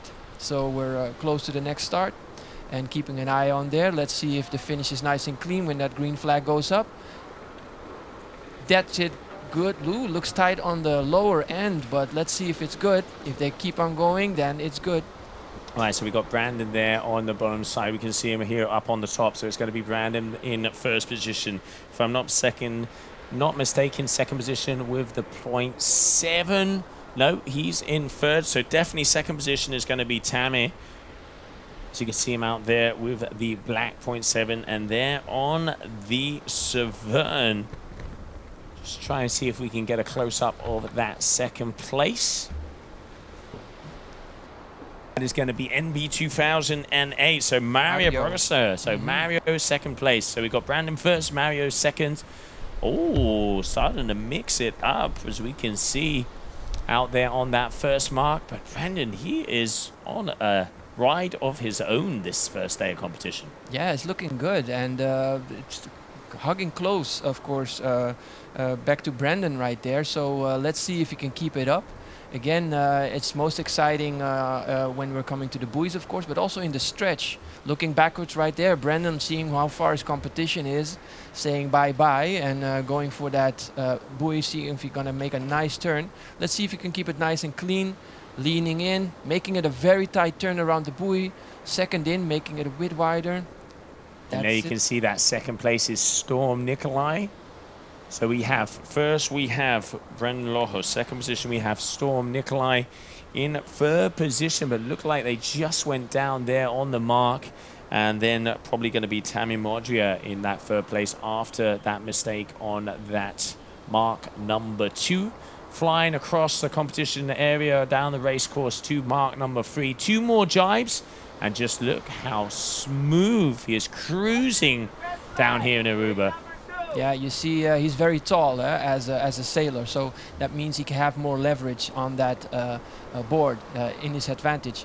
Make it a nice jibe, not planing jibe, so holding on. And that is steady. Also the second jibe right there by Storm. So let's see which the third place would be. Looking good. Keeping steady for that last buoy.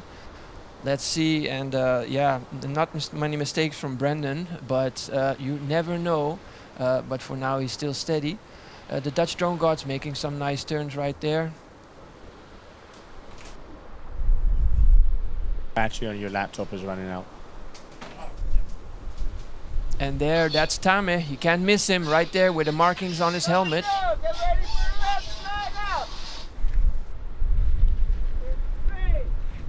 Alright, so there we can see Tammy, but it is definitely going to be Brendan here who has that first place making his way across. This is going to be the final reach, if I'm not mistaken, as they are also going into sequence for that heat number 2. Your Finn boys are under 17, 15, 13, and the girls under 21. Ooh, all going down there at the end. And we've got some speed here. It's, I mean, from this position, it is going to be close now. So it is going to be Brendan going across in first position. What is looking like a Severn from here, I reckon that is going to be Storm. We're waiting for confirmation on that. Yes. And there we can see Tammy here on the inside. So that is going to be your top 3 as we continue on. Coming up next, under 17, 15, 13 boys and under 21 girls here. Your PWA event down here at Aruba, HiWinds 2025. Yeah, and we're so glad that everybody came again and also competing in this competition right there. And Tama slowly finishing there. Hey, third place, I'm going to tell you, that's still a podium place. That's still prize money. Hey, that is definitely a podium place, and we're already in sequence for the next heat, meaning that that red flag has hit the sky as we're getting close. Okay, so no, they did say they were going into sequence. Let's have a look at that watch. Okay, yes, so they've already gone through the red flag. That's why. So 2.5 minutes before we start off with heat number 2. Continuing on with eliminations. And while we're waiting for that clock to tick down, let's have a look at the replays of that last heat.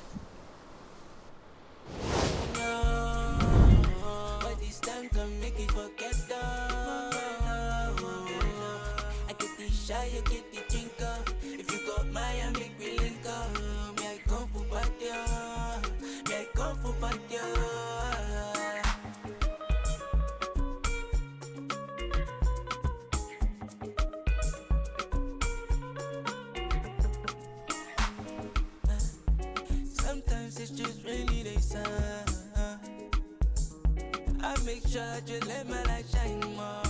Anything made it feel like this song. I remind myself of this jam. Big jam, we jamming now. All right, and welcome back. A nice little reggae vibe happening down there as we go into heat number 2. As we can see, under 17, 15, and 13 on the boys' side and under 21 on the girls' side. It is incredible to see the amount of talent at such a young age. I mean, look at Matteo. Look at Matteo Numbers there, 10 years old. I know. And funny thing is... I like the stance, though. That's a power stance on his photo. And he's really... It's his first time, I think, if I'm not mistaken. I brought him his new timing watch from Holland, fresh. So it's funny to see all the interaction. Also, yeah, Bonaire, Taiko right there, Sontje. You know, it's funny to see all the guys from Bonaire. Bonaire and Aruba, they really have a marriage, like a history way back to Tonki and Tati Frans from the PWA. There's a lot of talent coming from Bonaire, windsurfing-wise, and we've always been a big family. So big shout out to Bonaire, of course, our brother on the and sisters on the other side. Yeah, Dino Schmidt's there as well. Caught up with him earlier this morning, having a little chat. Also, he is obviously in the under 17 division. He always had the battle out with Storm, and now Storm moving to the 21 division. He is kind of the athlete to be watching at, the rider to be having your eyes on, and so far doing very well. Let's see how he does by the end of the day. Let's not forget that the idea is 5 elimination, meaning they will have 1 discards. When we have 7 elimination, it will be 2 discards, and so on and so forth. So anything can happen early days, as they would normally say. It's a marathon, it's not a sprint. But all right, starting off, let's go. As that, I'm going to say that's looking like it is going to be Bobby. Bobby Lynn. I'm going to say that is going to be Bobby out there in first position. Here we can see is also flying their way through. It's going to be Arshong, and they're on the Severn. Let's see if we can go close to that one again here on the inside. Also, we have boys and the girls mixed together, so it's going to be even harder to call the shots. That's it. I see that's Taiko, if I'm not mistaken. So this is, I love this kind of setup. Right there is one. Aruba 180. So that is going to be Luisa. Yes. So Luisa, at the moment we have Taiko, Luisa, and Bobby are your athletes that we can see out here on the screen, as we're going to try and get close as possible on each one of those marks. There, just making their way around the corner. That was Taiko Smits there, you can see, with the black out in front. This is going to be Bobby, if I'm not mistaken. No, I think that's Louisa. That's Louisa, yep. Thank you, TJ. So Taiko, Louisa, and Bobby, your 3 athletes. Different division, different categories. So obviously there's 3 podiums happening at once in the same division. But still, action on the water. The wind is there. Sun is somewhere. It's somewhere. It's somewhere. It's still warm outside. At least we have the wind, and I must tell you, I love this kind of competition where we mix boys and girls together, all different age groups. Why? Because they can learn from each other. Oh, not a planing jibe there at all. And here, let's see if Louisa's going to be able to take the opportunity. Even though she's not competing against him, definitely a better jibe. And that is one of the Dijons, which I'm going to say is going to be... Oh! And one of the youngs had to widen out because there was a fall right there, making it a bit slower, but still holding that position. And let's see, the surfer got back up again and claiming his the place right away. So beautiful shot right there.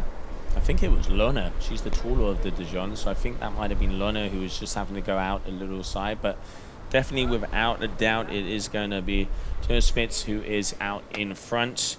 One of the future flag green helmet generations. There it is, green helmet. That's my man. That's Tico. MB1111 and flying across the race course here. Let's not forget, they're going to start off on the starboard side. 4 marks, 4 jibes, pretty much as downwind as possible. A little bit of reach on that mark number 1, and then just gaining speed. And I mean, look at that image here from our drone. Yeah, and again, cruising. And you stood next to Taiko. I think he was taller than you.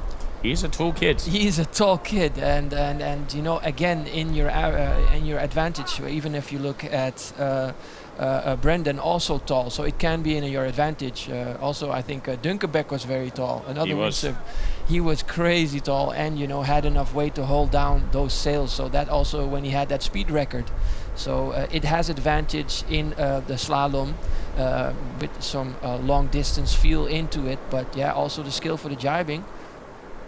Let's see, this is one of the youngs. Yeah, it's hard to read that number plate. Yeah, yeah. Race numbers, beautiful design, great colors, very hard to read. 64, 92, no idea. 46 there. 46, all right, so that yeah, that's is Bobby Lynn, yeah. So 46 and a shaka to the camera. 48, so that is going to be Julian Blum.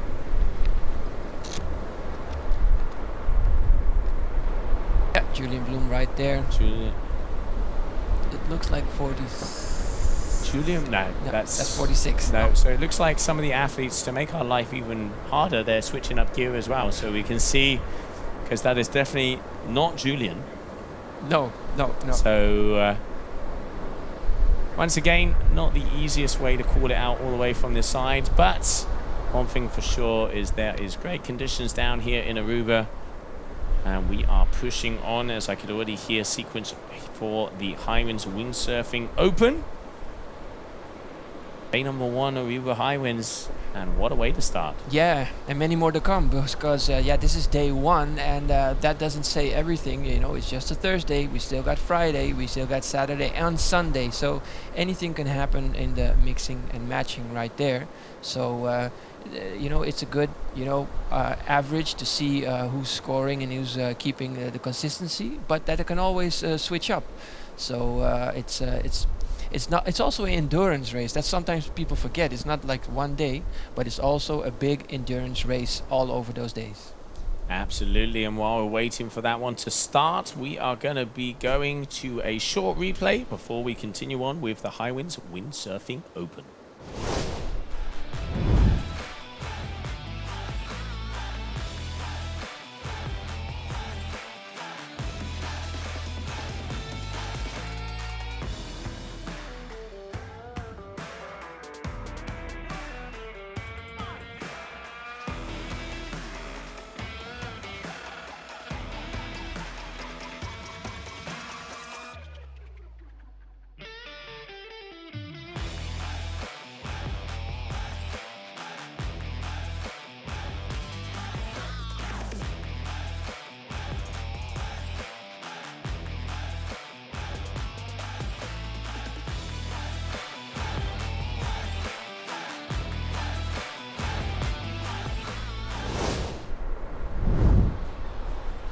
And welcome back, everybody, as we continue on here with our HiWinds Windsurfing Open. Coming up next, heat number 3, elimination number 3. The idea is to go through to 5 eliminations, but we will be 5 is going to be the maximum amount of eliminations that will happen out here on the water. And already it has been a busy morning, because let's not forget also there is going to be the long distance races that is going to be happening out here on the water, because let's not forget HiWinds is not just the PWA, it is a water sports wind festival.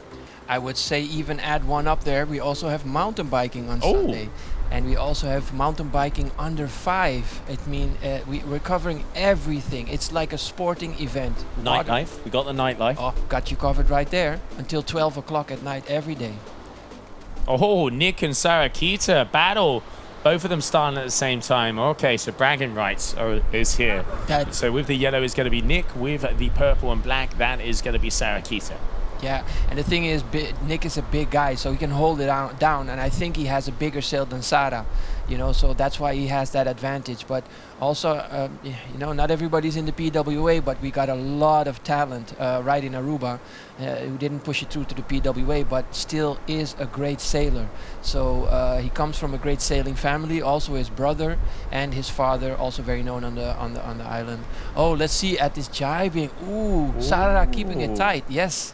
Yeah, a little tight of a Sarah, but then going a little bit further to the outside. Nick starting to speed up again, and there we can see Sarah get planing one more time. Mark number 1. So that is your 1 and 2 here of your Windsurfing Open heat number 3, elimination number 3. Yeah, and don't forget sometimes for Sarah, or they don't have the right equipment. So you have a wave set, you have a freestyle set, you know, you have all kind of sets. So it's not always that you have the right type of sets right there. Yeah, and also for Sarah Quita, not forgetting 25 world champion, freestyling and slalom. She started actually in freestyling, so that's her main where she started and where she's so good at and ripping it. And then slowly she started going into the wave, because we don't have waves in Aruba, not that much. So that's when she started going more international and went into wave sailing and trying those double loops, or meaning those front loops, and that's very scary. I tried it once, a front loop, and I made the jump and then I ditched my gear, so it's very scary.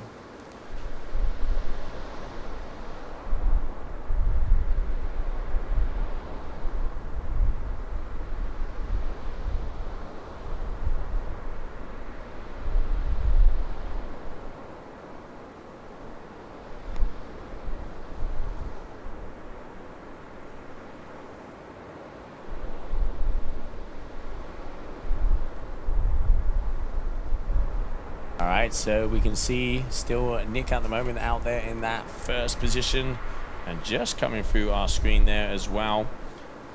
A couple of the other athletes making it, but Nick comfortably out in first place so far, as he's just going to be surrounding that mark number 4.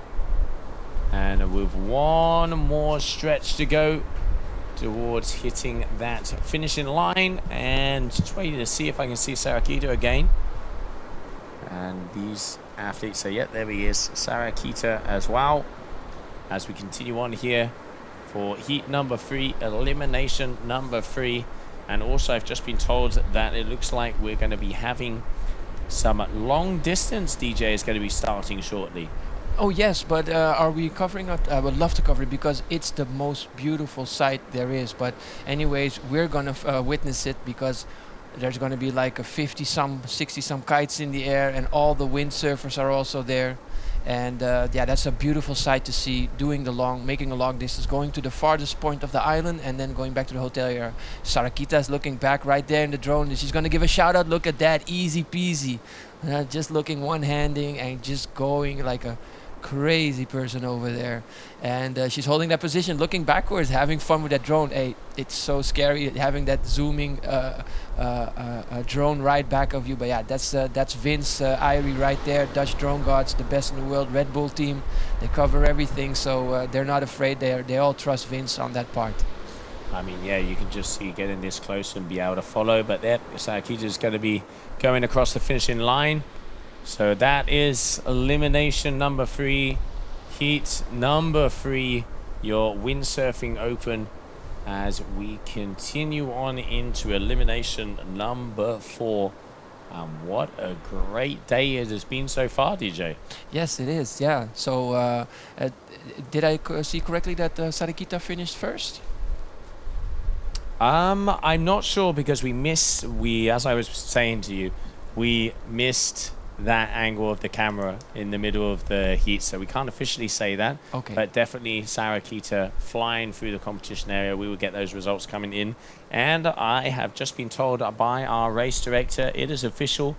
That is going to be the final heat of the day when it comes to the PWA side. So thank you very much for being here with us. We will continue on the stream a little bit longer, giving a couple of updates and some round-offs. But while we are, why don't we have a look at some of the highlights that we've seen so far here of day number 1 of the Aruba 2025 HiWinds.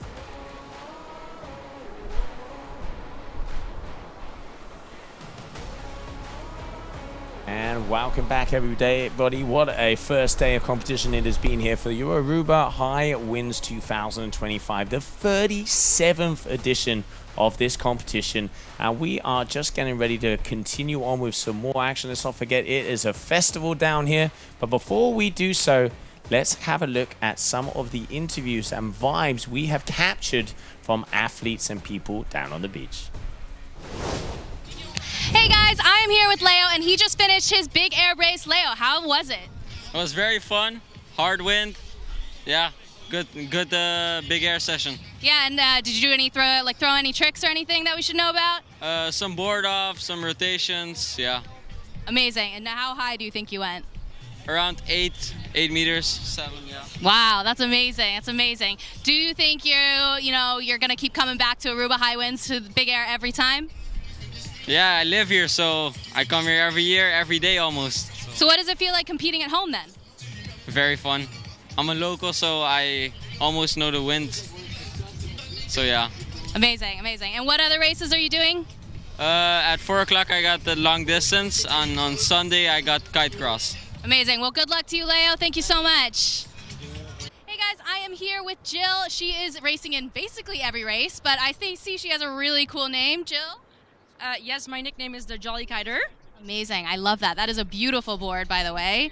So tell me, what are you excited about today?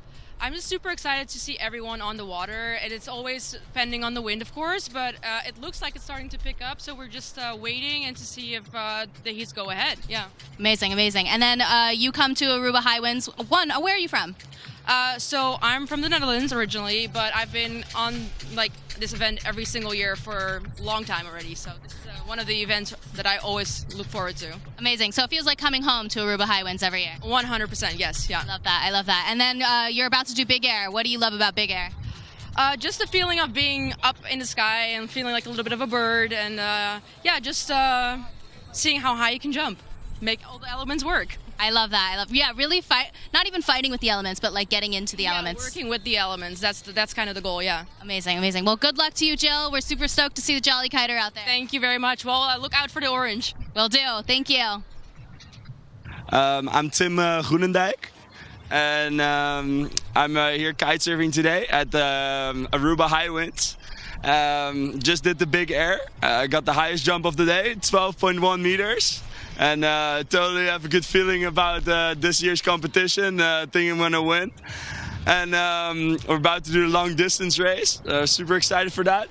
We're gonna start over here by the first buoy, go all the way to Arashi. That's quite a long way, all the way to the most northern point of the island, and turn around and go all the way to Eagle Beach. And I'm not the fastest, so I probably won't win that. But it's gonna be a blast. It's gonna be a good time. Amazing. And you are from Aruba, so what's it like competing here in Aruba?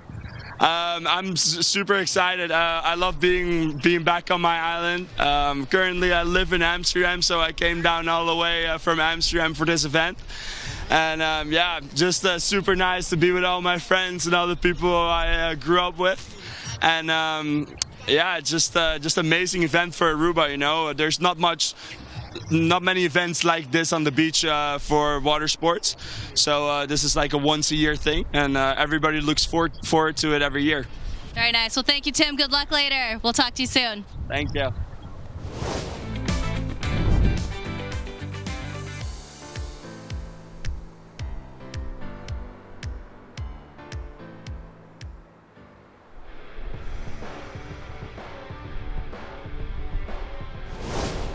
Pay that away. Pay that away. More than just payments. Pay that away. Recharge your phone. Pay that away. Hey, shop online anytime you want. Easy. Fuel your car anytime you want. Pay that away. Pay your bills with Pay that away. Skip lines at the hottest events. Buy your tickets online with Pay that away. Pay that away. Say pay that away. Pay that away. Download Pay that away to experience it for yourself.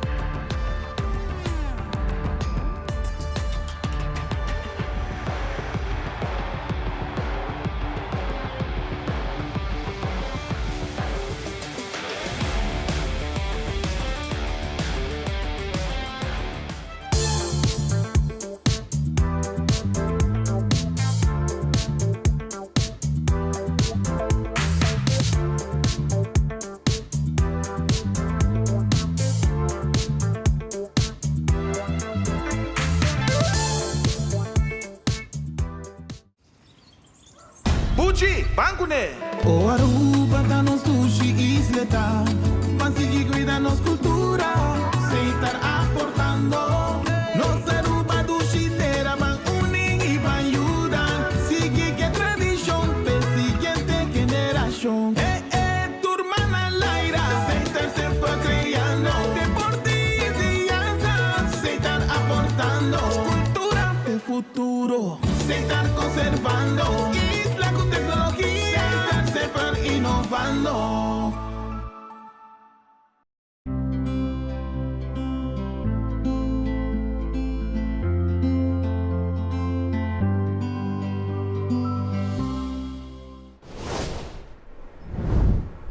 All right, welcome back. Aruba HiWinds 2025, battling it out on the PWA Juniors. Next to me, of course, the talented Bobby. How are you? I'm doing good, thank you. Yeah, well, you see you're doing good on the water. It's competing, and I like it how it's all mixed, boys and girls and all ages. I think that also brings you also to a next level, don't you think?